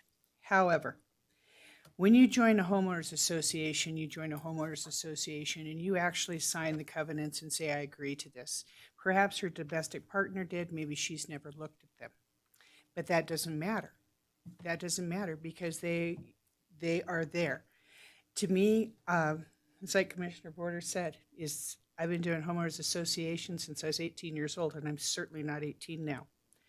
And so when I look at this, I think that is a problem. The other thing I have a problem with is that if you want to do what you want to do with your property, you don't go into an HOA.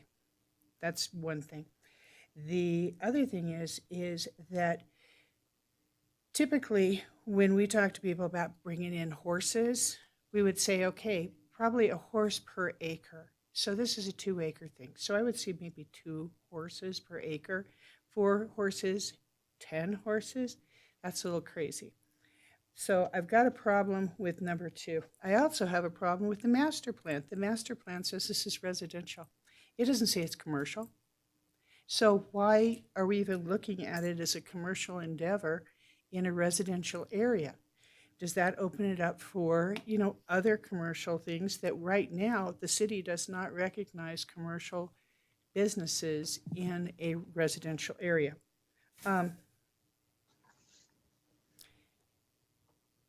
My question too of the applicant is, would you consider bringing this back? We have a continuance until it's settled with the CC&Rs and with the architectural committee.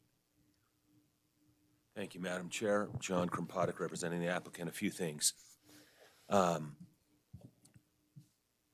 think it's fundamental to this whole discussion that's been missed is the CC&Rs allowed for saddle horses. We're talking about commercial activity. We're talking commercial. What's that? We're talking commercial. That's. But we're talking about odors. There's been a lot of discussion amongst the community and of the commission about odors, and the CC&Rs allow horses. Ms. Corey just told me that 12 are legally allowed. She's asking for 4, independent of the Riding Academy of what she's seeking in the SUP. And so this thing, I really need to get this clear on the record that yes, it falls in the definition of commercial, but really the intensity and the population of horses there is already established in the CC&Rs and in the zoning. And Madam Chair, the other thing I did mention earlier, Tiffany texted me she's available by phone, but it sounds like at this point there's so much concern. I would appreciate the continuance and also appreciate the how did you say, tying it to making it good with the CCNRs, right? Correct. Because it's been so much in that discussion, so I appreciate that. And would you like me to dial her in or leave it at that now? I think we're pretty far down the road, and I'm fine if you guys would consider a continuance. Okay. What I'd like to do is I'd like to go ahead and poll my commissioners. Commissioner Brooks, would you be open to a continuance? Okay, Commissioner DeChristopher? I would, and I wouldn't be opposed to having her join us via phone to accept that. Okay, Commissioner Lloyd?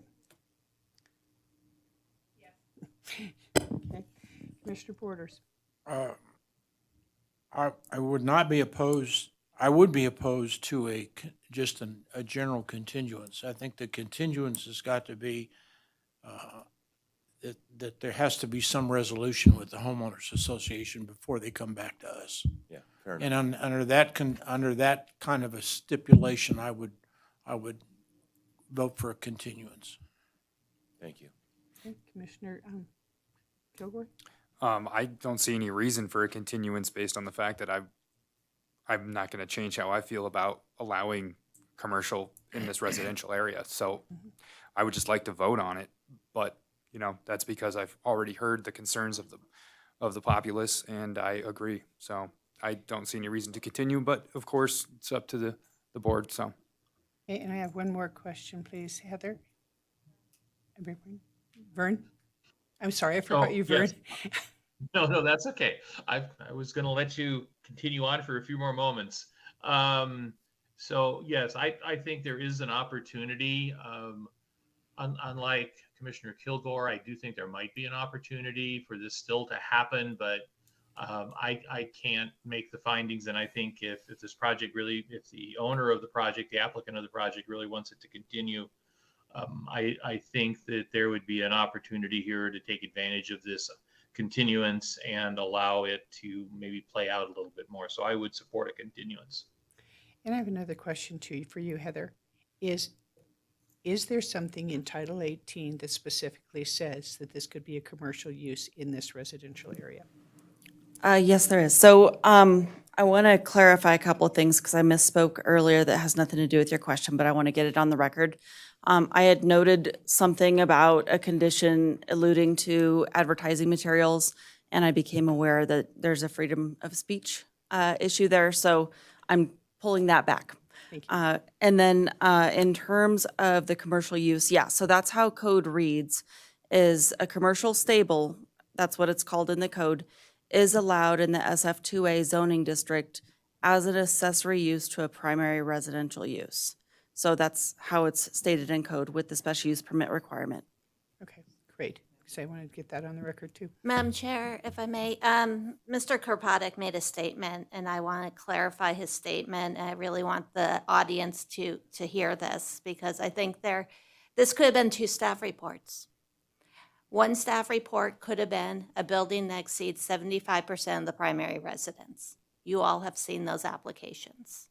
That building happens to be a barn. That you have looked at that in the context of the findings, and those 4 horses could have been owned by that property owner. There is not a prohibition on horses. So I heard a lot about the dust, about are you going to water it down, about the manure, and so on and so forth. But I want to be clear that horses are allowed on this property. And because of the size of the building, that triggered a special use permit. Secondly, and again, it could have been its own report. We could have 2. We could have had one that said the building exceeds 75% of the primary residence, therefore we need a special use permit. And for the benefit of the audience, why do we need a special use permit? Because when you start having accessory buildings that are that big, you have to start questioning what's the land use. Is this still a residential land use? And typically it is, because typically that outbuilding is a shop or something. The second item is you can get a special use permit to have the commercial stable and riding academy. And we've heard a lot of testimony on this. And the operator of that facility is not present. And I think to a large extent, the concerns are, Mr. Kropotkin can speak to the design. He can sort of parrot what his clients advised him, but he doesn't have the in-depth knowledge of exactly how this will be operated. So I actually think that's a really valid reason to continue this, is the operation. But I just don't want anyone to feel as though we could keep horses off that property, because that's not the case. Thank you. Thank you. And I think the other thing that too, and Vern alluded to this before, is that trailhead is a multi-use. So it is open to horses, just like Hobart is or anything else, for anybody to come up there with their trailer and park on Foothill Road. So I do want that too. Commissioner Lloyd.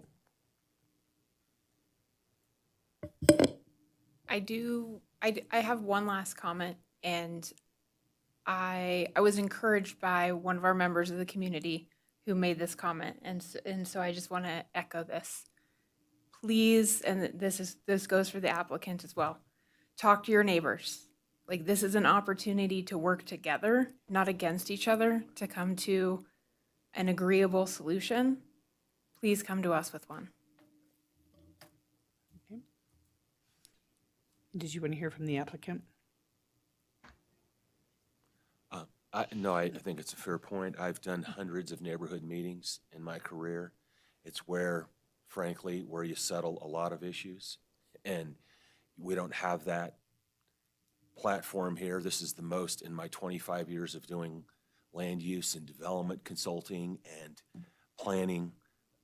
There's been this much activity on the CCNR issue. And so they're absolutely intertwined in what's going on here, and I respect that. And I have not been involved, and it's been difficult for me too. It's been this legal issue on the CCNRs and the planning side separate, and they're hard to separate. So I really appreciate your guys' consideration for the continuance. Thank you. Okay, and is the applicant available by phone to go ahead and accept the continuance? I'll accept it on her behalf. Okay, all right, thank you. And then if I may just interject and note that if this is continued, we would not do a date certain, and we'll renotice in the Thank future you when so it's much. ready. Agreed, thank you. Yeah, do we need a motion for continuance? Okay, you can move it? Go for it. Do you want to do it, Chuck? Okay. I move to continue special use permit LU 2024-0098 to a date uncertain. Is there a second? I second. Thank you. All in favor? Aye. Aye. Okay, any opposed? Nay. Thank you Motion very carries. much. Appreciate Thank you. that.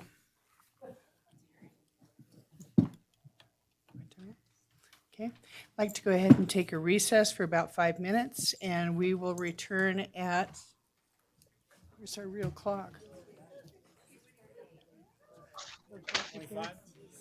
25. Yeah, 25 till. Thank you.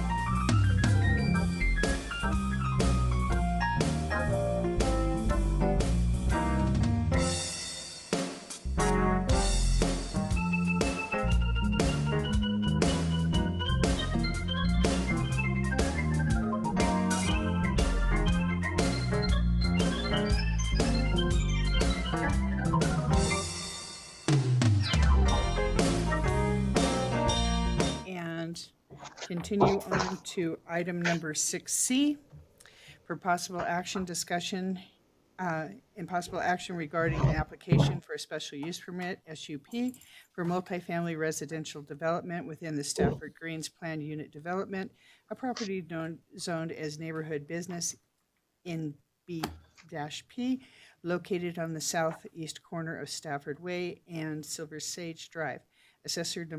Assessor's parcel number APN 009-56307. Heather. Good evening again. For the record, Heather Manzo. Just need to get this thing working again. Okay, so the commission may remember this project from about a year and a half ago on the southeast corner of Silver Sage and Stafford Way. The applicant is proposing 3 buildings that would total 12 residential units. The conditions in the staff report are the conditions that were approved for this project, and I believe there was an additional condition to require it, some buffer fencing along Heaton Way as part of the discussion on this project previously, so that has been carried forward.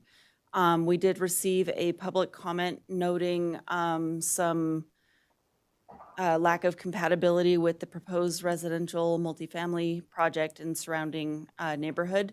I wanted to note that the pink on the screen is neighborhood business within the PUD. Neighborhood business is a commercial zone, so this property, as well as the property to the south and east, while developed as residential, is a commercially zoned set of properties. And public comments had also included something about the building height. So this project is proposed to meet the maximum building height for the zone. And in my previous site visit to this area, properties just a little bit further to the east on Stafford are consistent in height with the proposed project. So with that, the reason this application is before you this evening is because the special use permit had been approved, and the applicant was moving forward with getting the building permits and site improvement permits necessary to make the project happen. However, our requirements for that 1-year mark on a special use permit require shovels to be in the ground. So the permits haven't been issued as of yet, but they are getting close. And the applicant wasn't aware that they had missed their mark in terms of the special use permit validity. In terms of building elevations, this is just one example. We're looking at a 2-story residence that, as I had mentioned before, meets the maximum building height for the zone. So with that, staff is recommending approval of the request. There was that public comment that was provided through late material that was amended. So amended is the cover page for that late material, and that was distributed to the Planning Commission and will be posted to our website tomorrow. Staff's recommending approval, and that concludes my presentation. Thank you. Thank you. Commissioner Borders.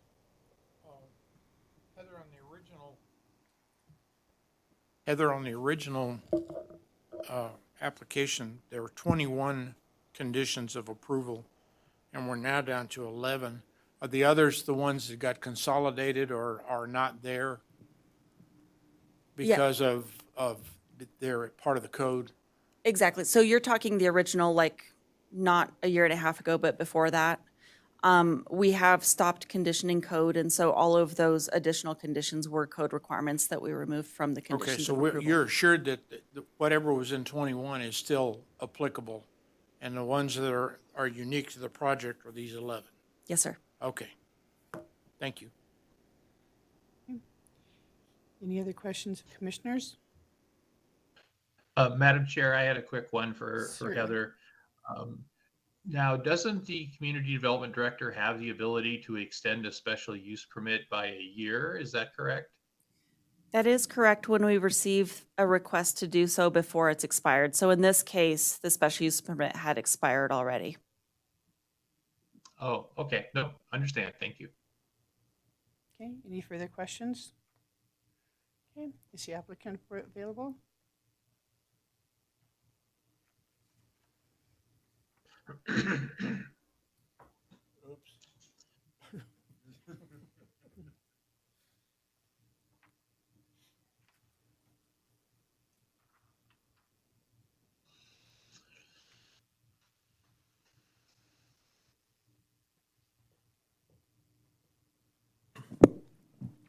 Christopher Maltz, Hartfeld Engineering. I'm representing the property owner.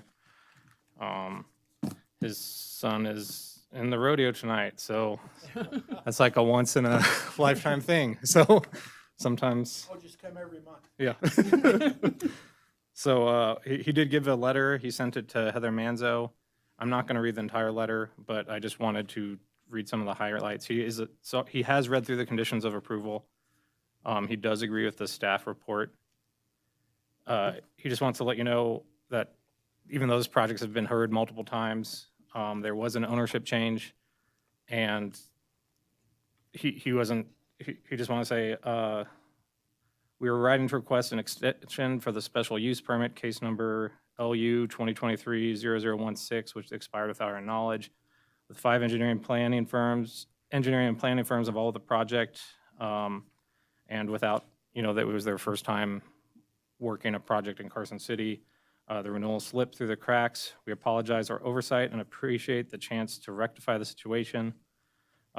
Since the prior SEP was approved, we have invested hundreds of engineering hours into permitting, working closely with the city, and we have applied for 4 permits in the past year, including engineering 2023-1587, commercial 2023-1595, commercial 2023-1591, and commercial 2023-1589. Engineering 1587 is pending final approval contingent upon the special use permit being approved. So they're not dragging their feet. They want this done. They're wish they didn't have to be here tonight.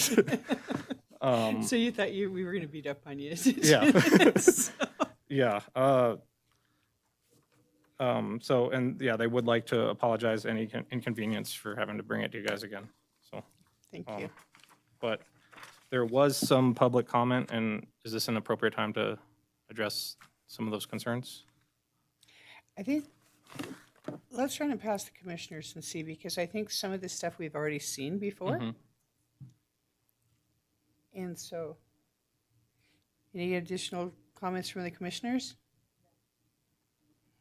No. Okay.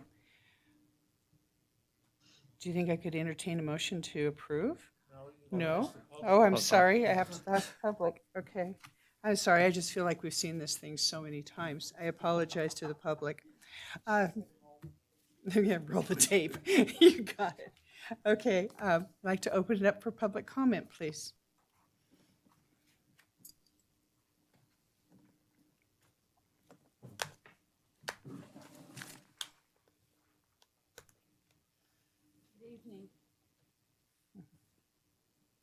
Good evening. My name is Paula Rudolph. I live at 3007 Austin Lane, which is close to this property. And my only question is, because I'm not aware of a lot of things, how come it took them so long to get the permits? What was the delay? We can't answer your questions. Okay. They will try after you're finished. Is that? That's all I wanted to know. All righty, thank you. Is there any other further public comment? Seeing none, would you like to answer that one?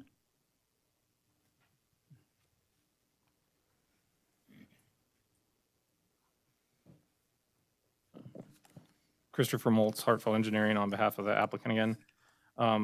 Yeah, as soon as they got approval last year, they basically worked on resubmitting. I believe they went through three submittals. Do you know? Okay, they went through multiple submittal process. Each submittal process is typically multiple months for review, and they got through the second round of review. Okay, more comments. And then on the third year, it's like, okay, now you got to get a special use permit again. So,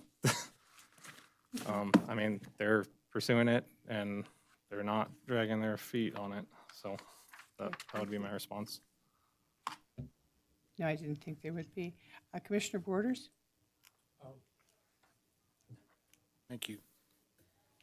I'd like to comment on the public comments on this project.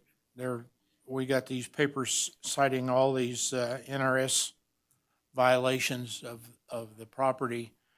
I would note that a majority of these NRS supposed violations are for populations of more than 100,000 and less than 1 million, which is Reno, not Carson City. The other is for PUD, and it says relationships beneficial or otherwise, not is it a benefit to the neighborhood. And I just, you know, I don't mind the community doing their research, but I'd like for them to get it right. You know, it doesn't help the situation, it doesn't help us make a decision, it doesn't help everybody to understand the decision. So that's my only comment. Thank you. Any further comments? Seeing none. Now can I ask for a motion? Madam Chair, I move to approve special use permit LU 2024-0207 based on the ability to make the required findings and subject to the conditions of approval contained in the staff report. Second. All in favor? Aye. Any opposed? Aye. Any opposed? Hearing none, motion passes.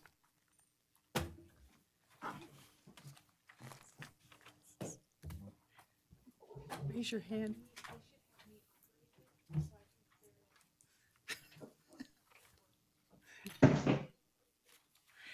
Just raise your hand and no little color things now. Okay. Madam Chairman, before we consider these Lex 4, can I make a statement? Certainly. All right. 3 years ago, when we revised this statute, we made billboards an administrative approval. And 3 years later, we're still waiting for our approval to get written in proper English. But we're going to take another 40 minutes and another tree to try and get this done. And I would like, I know Todd has nothing to do with it, but he's our mouthpiece. So, you know, we're wasting our time again doing things that we should have 3 years ago had already done. I'm done. Thank you. Thank you. I hear your comments. I know. Okay. I'd like to say that I wish I was done with all these and that I'm going to vote one way, as everybody knows I always do on these. And that I encourage everyone as this part of this body to do the same, because I don't think that the 16 cents the city's going to make off of putting these eyesores in the sky and keeping them up any longer is going to do any good for anybody. All right, let's go for the first one. 6D, for possible action, discussion, and possible action regarding an application for a special use permit, SUP, to retain an existing billboard on property zone general commercial, GC, located at 3700 Highway 50 East, assessor's parcel number APN 008-271-04. Heather. Good evening. Heather Manzo again for the record, and that'll be the last time I say that this evening. So this is a billboard that actually inadvertently expired in March of this year. So as you know, code requires that these be reviewed every 5 years or they expire if not approved through a new special use permit for another 5-year extension. So this project is located on the north side of Highway 50 East. The site plan shows where that billboard is in relation to Highway 50 and also the elevation. The billboard complies with today's code. So staff is recommending approval of the request. The size is 400 square feet, which is at the max for what code would allow for. It meets the height limitations. And the applicant, I believe, is available in case you have any questions. And we're recommending approval. Thank you. Okay, and that would be Commissioner Lloyd. Hi, Heather. You said that it was inadvertently expired. Is that on part of the applicant or on part of the Carson City staff? So applicants are responsible to know what their deadlines are for entitlements or when things expire. I think in a previous setting under different staff, there was someone who had the time to extend notifications out to billboard owners to remind them to renew. That's not something that's in place today. So the applicant was expecting a notification, didn't receive it, and we became aware of this after it had already expired. Thank you. Commissioner Borders? Heather, I know condition number 8 says that the lights will be turned off when paid advertisement is not present. Could we ask that they be lighted from dusk until 3 a.m.? I can't see any reason to light billboards from 3 o'clock to dawn. I'll let the applicant address that. Okay. Commissioners, I'm Matt Rogers. I'm neither an attorney or a spokesperson. I actually own the company, and it's nice to be with you all this evening. So nice to see you. To address your comment specifically, we will light it any time or place that you like. We can certainly, we have the ability to shut the lights off anytime you like. It just doesn't seem like after 3 o'clock, it's of benefit to you or your customers. Yeah, and we have no no issue with that. Usually we do it just for safety. Yeah. Just to add lighting to the safety. I did want to make a comment on a couple of things. We've operated at this location for 20 years. I've operated at this location for 20 years. We've never had a complaint, never had an issue. Always operated within the bounds of the city's laws and agreements. Kept up our licenses, our taxes, and everything else. We are committed to local advertisers, and that's why this sign has carried the same advertiser for 20 years. It's never changed. We change the artwork every 60 days to keep it very fresh, but the advertiser has never changed. It's always been a local advertiser. In addition, on the back side of this sign, which is a little blocked by trees now, over the course of 20 years, we've provided about $50,000 of free advertising to the city of Carson City to benefit, it says Love Carson City, Carson Proud, whatever it is. So in incongruence with Commissioner Kilgore, we think that is actually a nice public benefit to the city that we're not compelled to do, but we don't mind because we are the only local company left. Every other company in town is a large national public outdoor advertising company. We're the only independent left. So, and that's me. I'm sitting here before you. I'm happy to answer any of your questions. Okay, Commissioner Christopher? Is it going to go on your calendar next year? Yes, ma'am. I know it's only 5 years. Yeah, and I'll address that. It's and again, nothing against staff. In the past, it was always a situation where they notified us. They had the staff and time to do so. When hearing that we were out of compliance, we reacted within 24 hours and got the application and fee in within a 24-hour period. Just for clarification. Commissioner Kilgore? So you said you've offered some free advertising. No, for the not city. offered, provided. Oh, provided, right. What was that? What was it, the slogan again? Love Carson City and Carson City Proud. Okay. And do you believe that of course makes people love Carson City or keeps them proud? Well, it doesn't hurt, does it? I mean, I think it's a benefit that we're not required to make.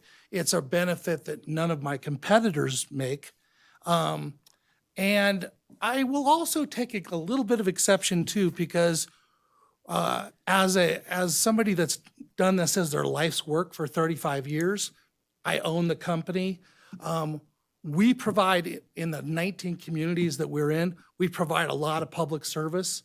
We provide, with our digital, if you all allow digital advertising here, we provide emergency services. We provide, first shooters, sheriffs, wanted. I mean, we do a lot of public good. I understand your point. Not everybody likes billboards, and I get it. I completely understand what you're saying, but maybe just a little allow your mind to go, there is a little bit of public good here. We do a little bit of public good. That's all. I know I'm not going to sway you, and I'm not trying. I just allow for the possibility. That's all. Thank you. Okay, seeing no further questions, may have public Oh, comment. Madam Chair? Oh, I'm Madam Chair? sorry.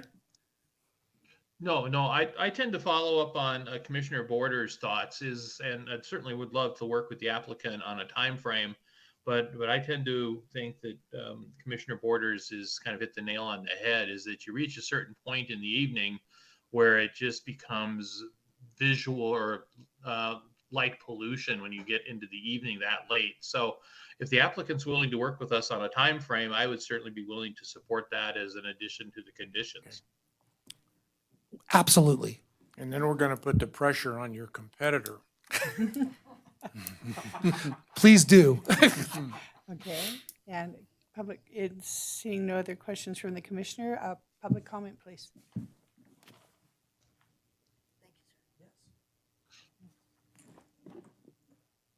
Denny French, Carson City, Nevada. When other billboard situations have come up, one of them was because of the light that they were putting on a mobile home park. And I was very much saddened by the fact that we couldn't regulate that because we'd have to be out there every day checking the light amount, and they didn't have staff. My situation is that I'm not a billboard fan.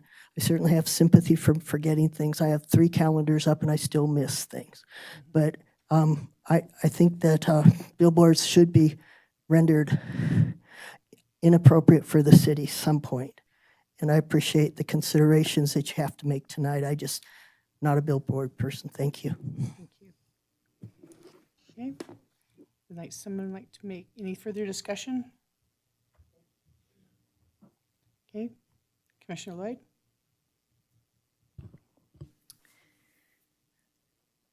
So I've asked in the past for us to be able to review the sign code, and I know we have a lot on our plate, and it makes it very hard to do that. I would like to see no billboards in Carson City. But I understand that we have them. I'd like to see at some point them sunsetted. That doesn't necessarily mean that I won't be voting to allow the current billboards that we have, but I think that it's something that is seriously something that's come up multiple times in the last 4 years that I've been on the commission, or 3.5 years. And it's something that we need to actually be able to sit down, talk about, have a conversation about.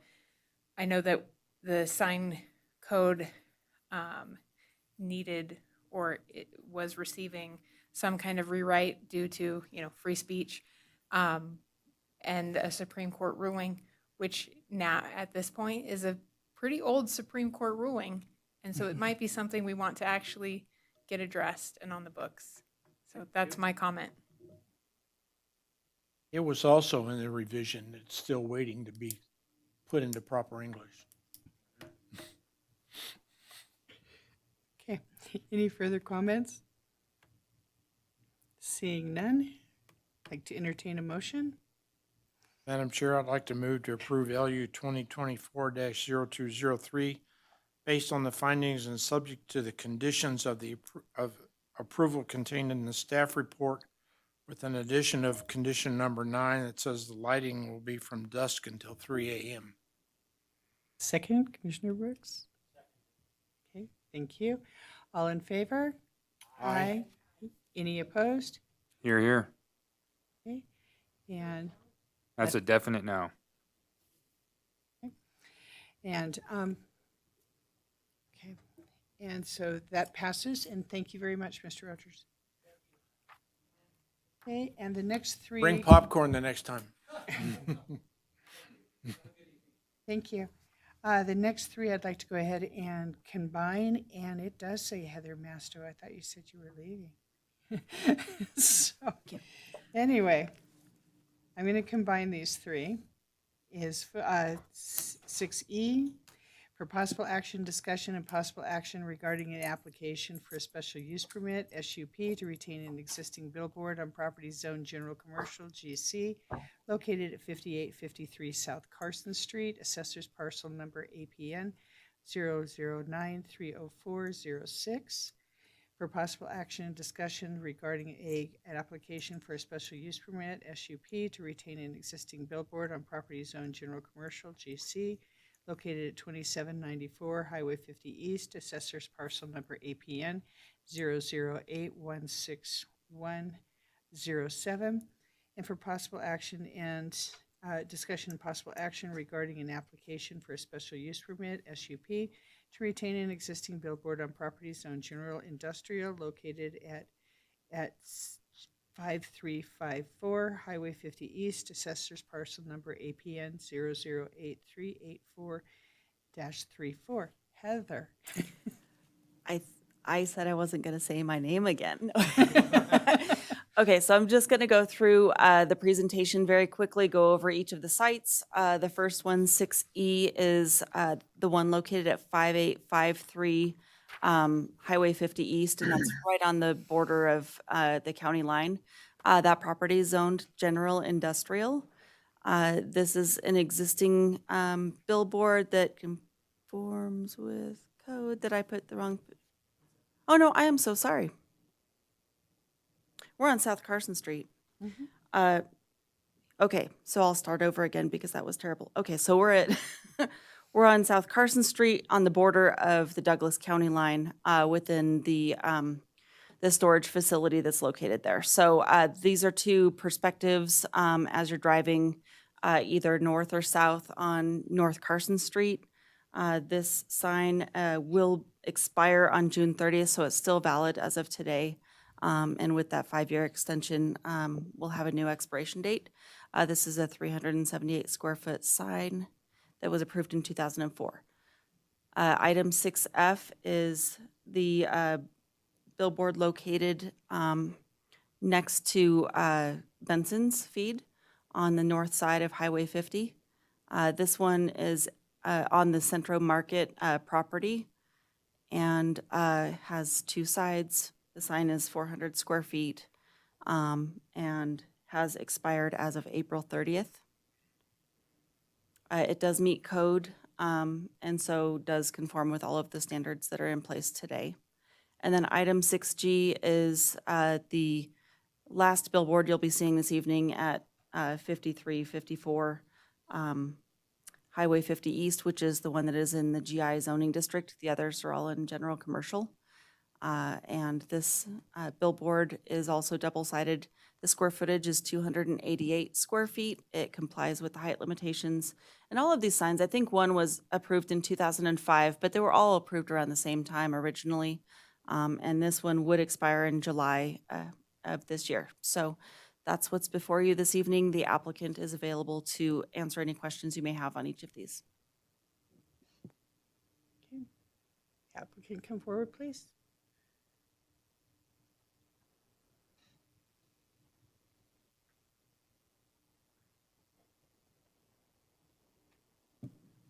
Hi there, Stephanie Nichols with Lamar Advertising.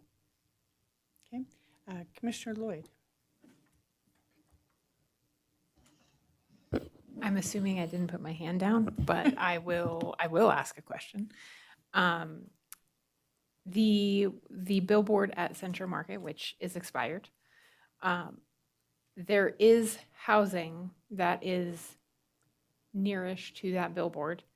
I assume that it's not in a residential zoned area and that it is other zoning. You can see it's on Esther Court or CL, whatever that stands for. Circle. Can you confirm? I believe Esther Circle, we would have to confirm zoning if that's what you're asking. It may be residential. I know the property to the west is commercial, but I'm not sure about those residences there. Because I was trying to get my Google Earth working so I could measure that, but it's not working, so I cannot measure that. Okay. Commissioner Borders. Thank you. I've got a couple of questions, but they may be for staff. On the first sign, who is responsible for the NDOT tag. Like that little license plate that has Yep. been faded? Yep. It is not a Carson City tag, and I'm actually not sure how those are regulated. I'm going to look back at Heather Ferris. Well, the point is that it's so deteriorated that even the owner of the sign can't read it because they got the number wrong the first time. And I'm not, it just, if there's a state law or requirements for that sign, then this one needs to get fixed. I'm not sure it's our responsibility, but I don't know whose it is. I believe it's ours. It's our okay. responsibility, so we will take care of that. Okay. And do you have an objection to dusk to 3 a.m. for these signs, for lighting? I believe that we turn the lights off at midnight and don't turn them on until dawn. Okay. That's what our standard is. They Okay. go off at midnight Off at midnight? and on at dawn. Why would you have them during the day? The lights, Yeah. At dawn. they're still illuminated, as far as I No, know. If you This is if you more of turn a them off at midnight, you want to turn them on at dusk. dusk until midnight, yes. Okay. Some of ours are illuminated and digital, obviously, but Okay, that's fine. Right. Then, on the second sign, I thought that there was a prohibition in Carson City for off-premise signs for marijuana. We have them everywhere. So I'm just going to go back to signage 101. The city cannot regulate copy because that's not legal. Yeah, but the marijuana ordinance says no off-premise signs, I believe. I think there's two things. There's regulations for marijuana establishments in terms of the signage associated with the establishment, which I think is what you're referencing. Yes, ma'am. Okay, then separate from that, and it's kind of weird, and it's sort of what Commissioner Lloyd alluded to, and it's what the associate planner just identified. There's the freedom of speech issue. And so it's on an off-premise sign, which a billboard is by definition an off-premise sign, we can't regulate copy. They have the right to communicate what they choose to communicate. Okay. And so it's something that needs to get resolved, but at this point, that's how the code reads. You just tear them all down. Perfect. Okay. Any further questions? Okay, public comment?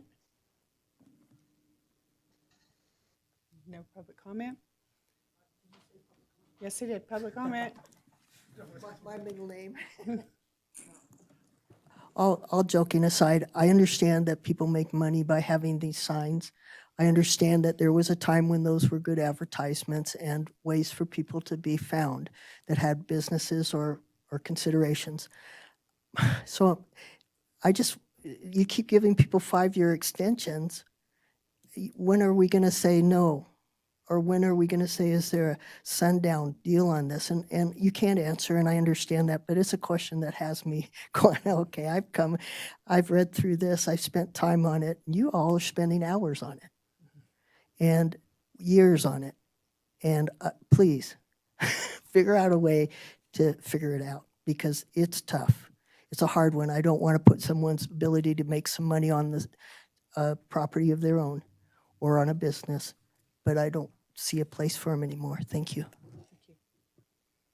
Okay, like to entertain a motion? If we could please take 3 individual motions. Oh, okay, 3 individual motions? Okay, let's do it this way. How about Commissioner Brooks? Would you like to take a motion number first one? Before we do that, are we Well- going to add a condition that says dusk to midnight? I think so. Okay. Okay, add the condition of dusk to midnight?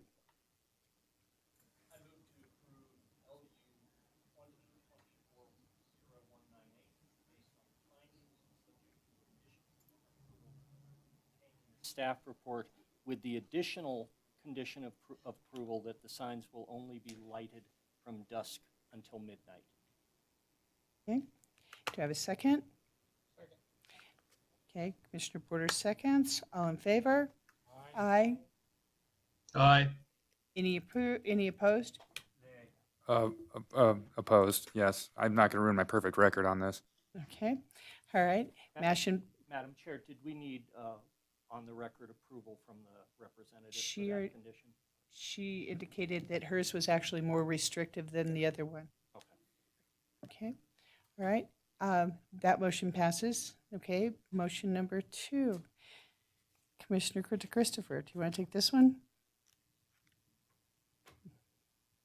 I move to approve LU-2024-0213 based on the findings and subject to the conditions of approval contained in this report to include the additional approval of lighting. Oh, I should have copied what you had. Lighting from dusk to midnight. Okay, do we have a second? I'll second. Thank you. All in favor? Aye. Aye. Any opposed? Aye. Nay. Okay, you vote this one nay? Okay. So we I have 2 turned one? opposed. Okay. Okay, and you have that tomorrow? Commissioner Lloyd and Commissioner Kilgore. Okay. Okay. All right, the third one. Commissioner Lloyd, do you want to take this one? Okay. Okay. How about Commissioner Kilgore? You want to try it? Yeah, I'll move to demolish. Okay, then that's not it. Okay, Commissioner Borders. Madam Chair, I move to approve LU 2024-0197 based on the findings and subject to the conditions of approval contained in the staff report with the addition of condition number 9, which says the lighting will be from dusk until midnight. And I'll second that one. I'll second that one. All in favor? Aye. Aye. Aye. Any opposed? Nay. Very great. Thank you so much. All right. Now, I don't think we do it. Okay. And staff reports? Oh,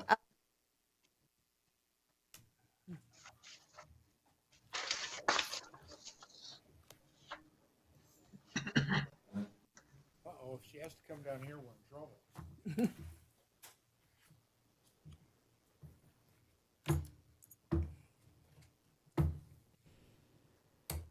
I forgot about this. Okay, first, we have a new face in the audience. I'd like to introduce him. I think you all know Randy Rice, our city engineer, is going to be leaving the city in August. I thought he And- changed his mind. And the Public Works Director has announced that Darren Anderson, who's sitting with us tonight, will become the city engineer when Randy leaves. So we've all worked with Darren Anderson. He's fantastic to work with. And we didn't get to work with him in this capacity. So it'll be fun. Would you like to introduce yourself? Yeah, thank you. I'm Darren Anderson, currently a project manager over at Public Works. Worked with Randy over the last probably 5 years under him. So I'm excited to take on the role and hopefully I can help support the group as needed. How come my water's all turbid? I'm going to let you save that question for the new city engineer. Okay. How come my water's all turbid? I got to get back to you on that. All right. He's learned already, hasn't he? Can I make a comment real quick? Certainly. When I was at the library, he actually led our renovation project and did a fantastic job. So I'm excited to have him on board, and I'm excited to work with him again. Randy Rice, city engineer for the record. This is probably my last time I'll be here at this commission. So I've worked with a lot of you over the last 4 years and some other folks for even longer. So just wanted to say thank you all for allowing me to serve you and provide our side of the aisle to you all and help you understand our concerns and where we're coming from. So again, just thank you for everything that you do. I know it is a thankless job. Even though I get paid for my thankless job, you don't get paid for your thankless job. So appreciate you all being here and being willing to put up with the scrutiny and the difficult questions that are asked of you and still showing up time and time again. You all do a fantastic job. So thank you. And then also would like to say good luck to Darren. I know he's going to serve you well. He's done an excellent job in our department, and I know that you won't have any problems with him being up here representing Carson City. So thanks again. Congrats to both of you on your new roles. Just remember, if you come back as an applicant, payback is hell. Understood. Madam Chair, Thank you. Yes. Madam Oh, Chair. I'm sorry. No, I wanted to talk to Randy. Where did you wander off? Is that where he chased off to? It's halfway to Mexico, man. I tried to leave before I got any hard questions. Very good. No, Randy, I would like to extend my congratulations for your starting your new adventure here, but also I wanted to say thank you for all the years of service you put in at the city. I've always appreciated you at the Planning Commission being concise in what you say and very approachable. I think that's something I think a lot of city staff is very approachable, and I think that's why I think Carson City does a pretty good job, doing what they do. And your job was never an easy job, trying to sort out different things related to what a city engineer does and all those responsibilities. And I think you handled them well. And so I just wanted to say congratulations for a job well done here, and good luck on your job heading forward. Really appreciate the kind words. Thank you. Thank you. We really And- did and- appreciate it. And then as far as Darren Anderson goes, he's not getting away. I have some things that I want to say about Darren. So I had the opportunity to work with Darren when he was actually an intern. When he actually was an intern, I believe it was between his junior and senior year in college, and he ended up then becoming an employee here at the city. And when I worked at the Parks and Recreation Department, Darren, just being the new guy on the block, got a lot of the small little parks and recreation projects that I ended up working with him on. And I found him to be diligent. I found him to be a very good person, to be approachable, and paid attention when, as the owner of the Parks and Recreation Department, he tried to accomplish everything that we asked him to do. So I think he will be, for this as a city engineer, I think he will be approachable. I think he will perform well, just based on the past experiences that I've had with him when I was working at the Parks and Recreation Department. So congratulations, Darren. And Yeah, I'll tell you what, thanks, man. Randy, I have to tell you too, is I have to say thank you for Rick Perry and for Jay Wiggins too, because I think that they really appreciated your expertise, and it's been really, really nice working with you. So thank you. Yeah, I really do appreciate it. It was a hard decision, I will tell you. I'll try not to get emotional, but obviously family is important to me, and commuting here every day has been very difficult, and my family has put up with me for a long time and let my career blossom. And so I'm definitely appreciative of the time I've had here, and will take these memories with me always. Thank you. Okay, are we ready to stop gushing over the engineers? Okay. Yes. So We love our engineers. though. clearly. Okay, so the chair asked for some information on just certain residential development, but I thought it would be good that maybe this is something we'll do each month. So first, just some basics. When we look at development, you have two choices. It can be a discretionary review, which means it comes here, and there have to be findings of fact. And so the subdivisions of land that aren't parcel maps, it's yielding more than 4 lots, those come before the Planning Commission and the Board of Supervisors. Special use permits, those are discretionary, so those come before the Planning Commission. But there's lots of stuff you don't see, because it's what's called a ministerial review. And so the staff has the authority to approve it. And so in the conversation with the chair, she was concerned that there were a lot of ministerial projects. And ministerial, it sounds a little diminutive. It's not. It can be a pretty big project. It just means the land use is allowed. So we'll go through the residential development. We may expand this to include the non-residential as well, because we do have quite a bit going on. In North Carson, we have a hotel going in. It's a home to suites next to the Holiday Inn Express.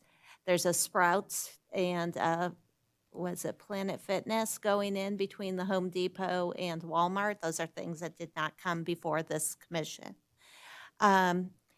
So we have quite a bit of non-residential, but I'm prepared to go through the residential, and that's what the chair had asked for.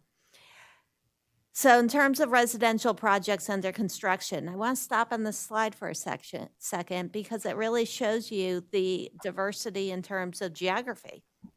A lot of people say we have development all over the city. Well, we do. I mean, look at that, down south, up north, going out east. We have Plateau going to the west. We have off Longview. So we really are covering the entire city right now, and it's primarily infill, which is also good. You don't see us up on the hills where in other communities you see a lot of houses on the hills. So just quickly, Silver Oak's going steady. They got their entitlement, I think, in 1998.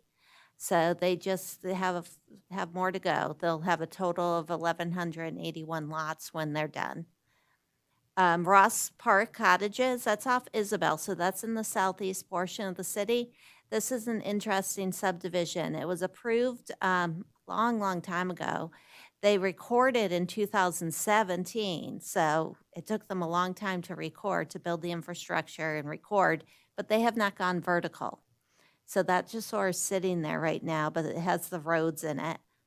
Arbor Villas, that was my first project when I got here in 2016. They recorded their first phase in 17, second phase in 2020, and they have not completed construction yet. This is on Little Lane. On Cochise and Rovatini is a project, it's Clearview Ridge. That was approved a really long time ago, and they kept getting extensions. And finally, the Board of Supervisors said, no more extensions, you have to build it. So they finally built Phase 1 in 2019, Phase 2 2021, Phase 3 2023, but they have not gone vertical either. So this is, again, it's off Cochise, the southwest corner of the city. Marlette Apartments will be ultimately 140 units. I think you saw that for a special use permit for height, and they're going steady over there. Lil Lane, that's Bates Home. You saw that for a special use permit for height as well. Those are the 3-story single family. And we're going to add photographs to this presentation. We just haven't gotten there yet. And so I think the board just gave them an extension on their next phase. They're not carrying inventory, so they need a little more time before they get to Phase 3. Cross Creek subdivision is in Lampa, so that was approved probably around 2016 or so. No, I'm not, sorry, I'm wrong on that, 2019, I think. And they started recording in 2021. This is, I believe, Ryder Homes, and they are going pretty steady. Actually, no, they're going very slowly over there. Silverview Townhomes, that's Mark Turner off Silver Sage. They've got a few more units to go over there. And then their plan is to cross the street, and they own the lot across the street and do the same type of unit. Brown Street Apartments is Dwight Millard's project. It will be multiple buildings. This was ministerial, so I don't think you saw this. Actually, maybe you did because it was a split zone. It was the specific. Yeah, I think you did because of the split zone. But he's got one building done and occupied. The second building's almost done, and I think he's got a couple more buildings to go. Eagles Landing, that's off Northridge. I feel like you saw it, but I can't remember why. Oh, yeah. Oh, it was in residential and non-residential commercial zoning that went district. to- That was it. Okay. So they're going really quickly on that one. So they have both sides going and framing, starting on the southern portion. Mills Meadows subdivision. Again, we're back at Lampa on this one. I think this is the one Lennar picked up from Ryder, and Lennar is going pretty rapidly. Anderson Ranch, another Lennar project on the west side, and they are moving on that one, and there's a lot of houses up there. Adams Estate, that will be custom homes. There's some framing of a handful of homes over there if you've been out that way off Longview. Roseview Townhomes, that's in Silver Oak. It backs up to the park. I think you had a variance on this one because the park was zoned residential and they changed their setback. These were designed and built as townhomes, so they could be sold. The owner's chosen to hold on to them and is using them as rentals. There's a lot of, I've heard a lot of comments about these ones, but they were approved and built as townhomes, and they can be sold, each of these. Sierra Flats Apartments is the city land on Bud-Eye that the city made available for affordable housing. That will be 160 units, and they're really, really close. I feel like I keep getting invited to groundbreakings there, and then it gets postponed. That's how close they are. Silvercrest condos, they, I think, have stalled out a little bit. The condominium market seems to be a little bit tough, but they have gone vertical, and they have some really nice units over there, and that's the south eastern part of the city. Blackstone Ranch, we're back at Lampa now. This is a tentative map was approved there, and that is more Ryder property. Plateau subdivision, that's way out east off 50, beyond the dump, I think, off Draco.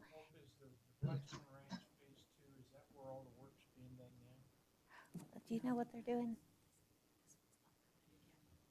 Oh, okay.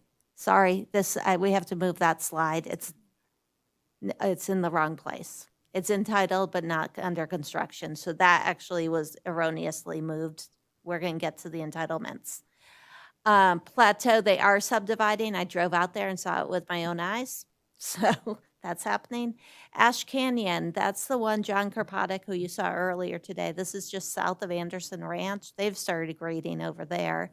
That's where I think some of you saw the signs and, okay. They moved a lot of dirt. Yeah. Lampa Ranch North Apartments, they're moving dirt over there. That's East Side Lampa Ranch.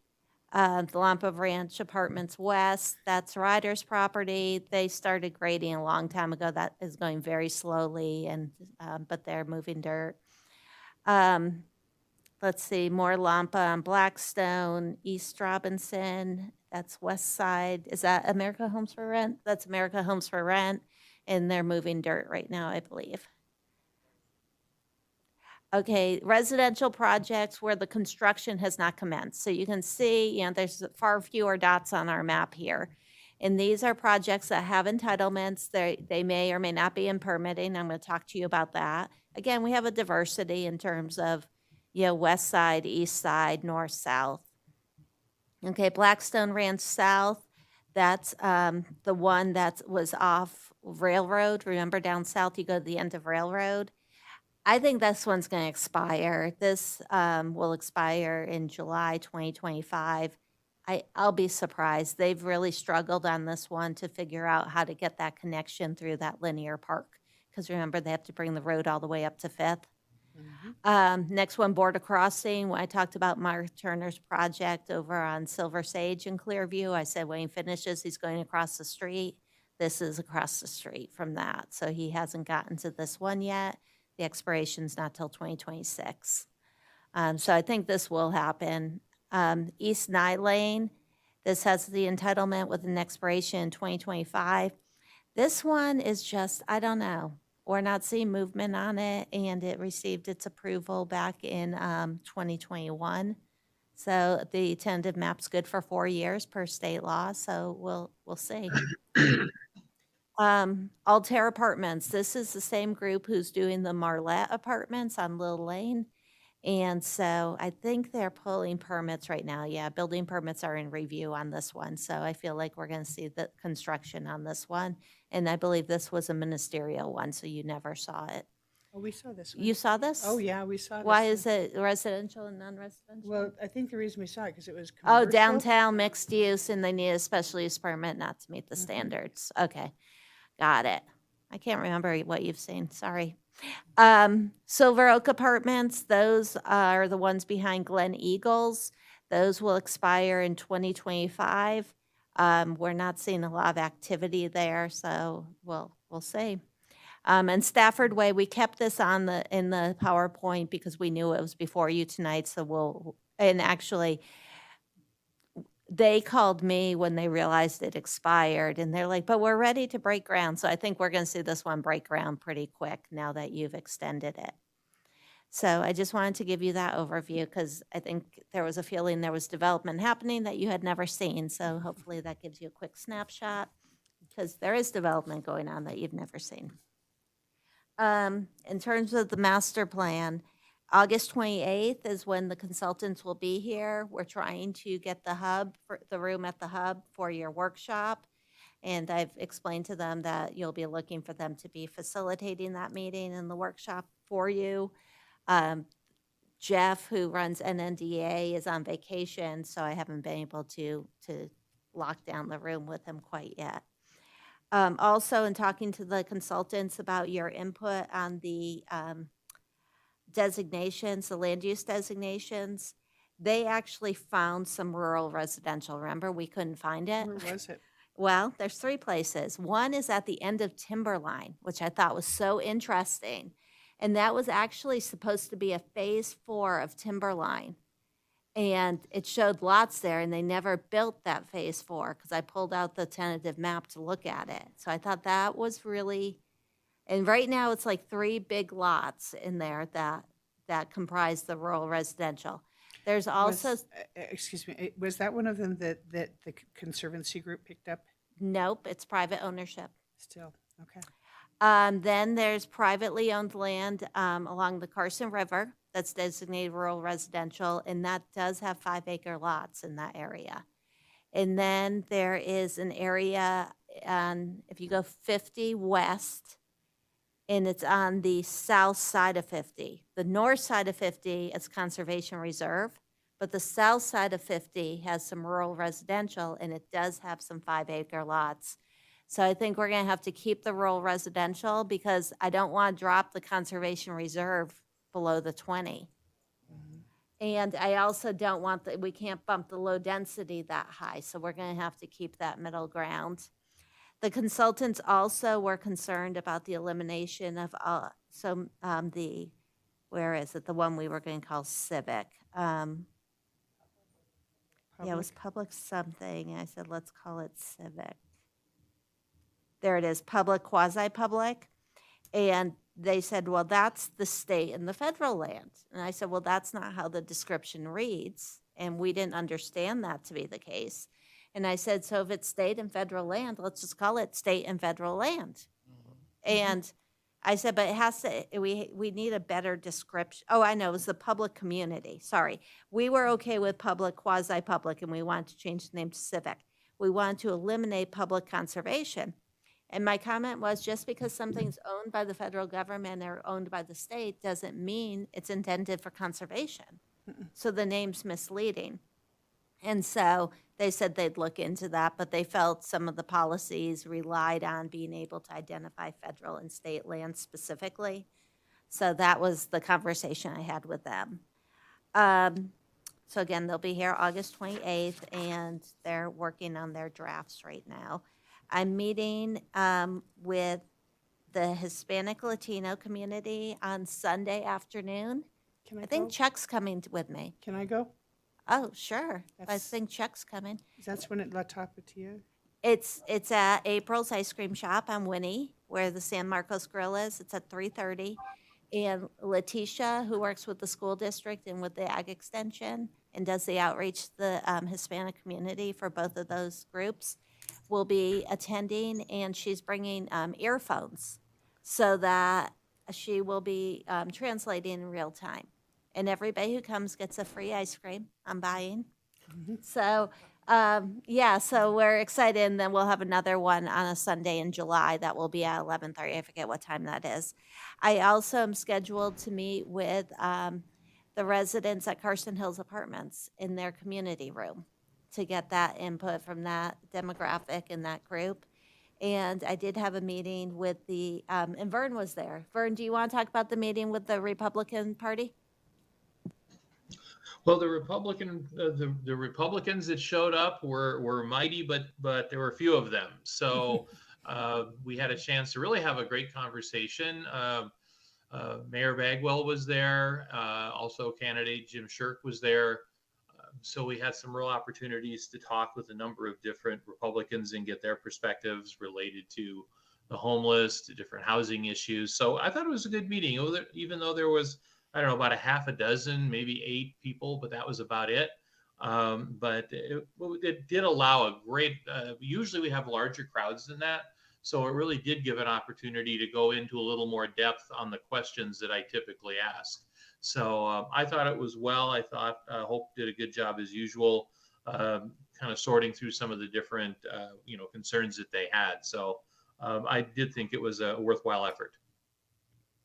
Right, so we had that meeting, and so, yeah, we're still out there, and we're still inviting you to come. So yes, 3:30 Sunday.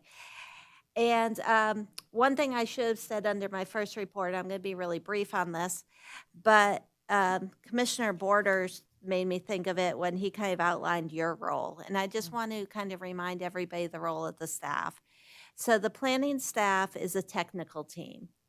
And so what I often say, and Vern's heard me say this 100 times, the planner's often the translator. So the planner's sort of the point person on a project. We're working with all our colleagues in the city, whether it's the health department, environmental control, engineering, transportation, whoever it is. And they're making their comments, and we're sort of packaging that all up in the context of the findings.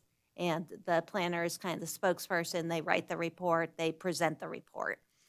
And if we need a deep dive, we bring in our colleagues to help with the deep dive. The planner also turns into a facilitator. So we've kind of said, here's what we think as technicians, as technical people, here's our recommendation. But then we have to help you navigate the matter. And we do that in an effort to create a legally defensible record. And that's usually where we're trying to get to. So actually, compliments to all of you on earlier tonight. You were all talking in the terms of the findings. Does anybody remember when you didn't do that? But you have to go pretty far back. But that was like so impressive because you didn't go on, you said, well, I'm looking at this finding, and based on this finding, this is what I think. And that's perfect. You didn't need navigation. That was awesome.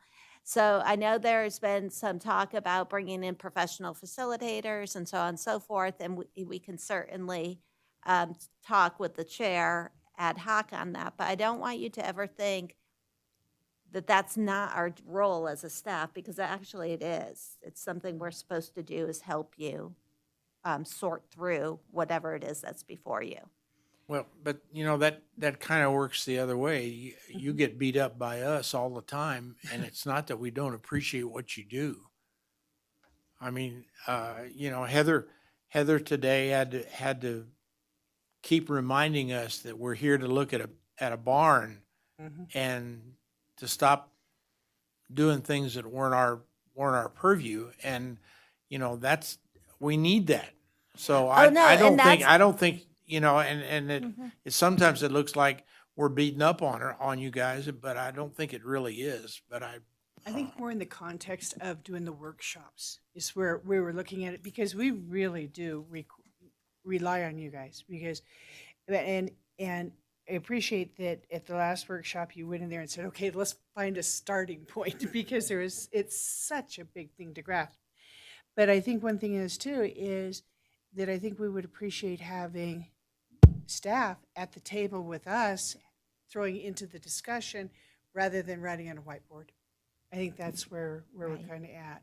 Well, I hear you. I'm going to go back to what Commissioner Borders noted that Heather did, because that's perfect. That was Heather not providing you necessarily with technical information, but helping you create a defensible record.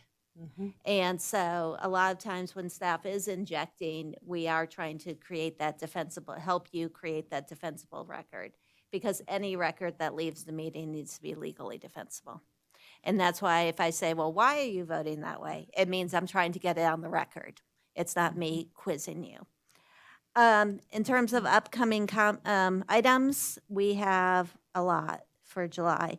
We have a zoning code amendment for an outdoor storage. We have a private party seeking to amend the code on that and how outdoor storage is regulated in terms of the height. There's a special use permit for a storage facility over on North Carson. There's a special use permit for a single-family residence and guest house on Highway 50 West. There is a special use permit for a storage container over on North Carson.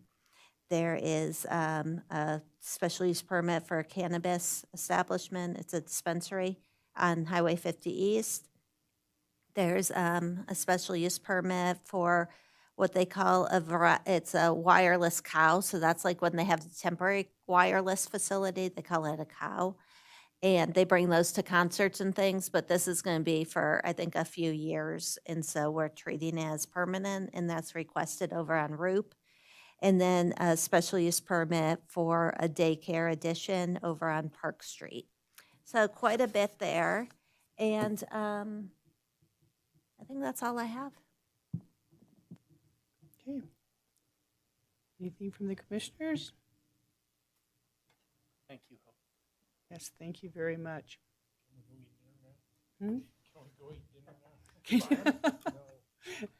Okay, public comments.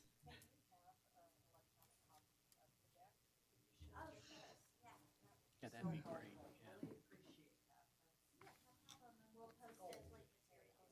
No, I appreciate it because, like you said, it's on that 41 units. I've heard that it was historical. I've heard it was Jost. I've heard it was everything else. And thank you for the clarification.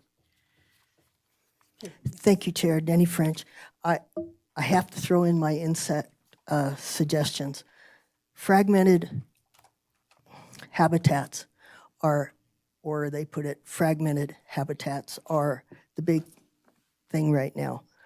Even Niagara Falls is facing what they call a fragmented circumstance, which could end in the fact of losing several different species and perhaps the main stream flow health to the main waterfall. So that's in the big picture. That's cities, states, and towns are looking at fragmentation of their local areas. And I would like, if you would consider and keep putting into your requirements for approval that all landscaping be given a consideration for specific local insect habitat support, because we're losing huge areas of sage right now in town, that with the area going in next to Walmart and all that, but all of the constructions for the apartments and the housing and all, we're losing lots. And I think part of what I have seen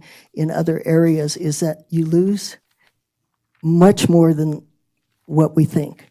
When they say move dirt, you're moving habitats. And each sagebrush accounts for a certain amount of filtrification for our valley. It filters the air, it holds the earth where it was, it holds where it'd like to stay. And we have to consider that. We have to have some place for those butterflies to come that's not, I've got to drive 3 miles to get to my next sip. I have to go another 4 miles, get back to my hive or my den. All these different considerations have to be considered in, even if we have to buy little parcels that would allow them to jump through that instead of being able to go to one source. Sort of like saying we're breaking this big store up and you're going to go 10 different stores to get what you need. Your energy loss, your productivity lost, same thing for the insects. My thing is, please encourage us all to put insect and environmental considerations in each of our yards if we have them, and each of our developments as we do them. Thank you very much. Thank you. Okay, I need a motion to adjourn. Okay, second? I'll second. Thank you very much. So adjourned.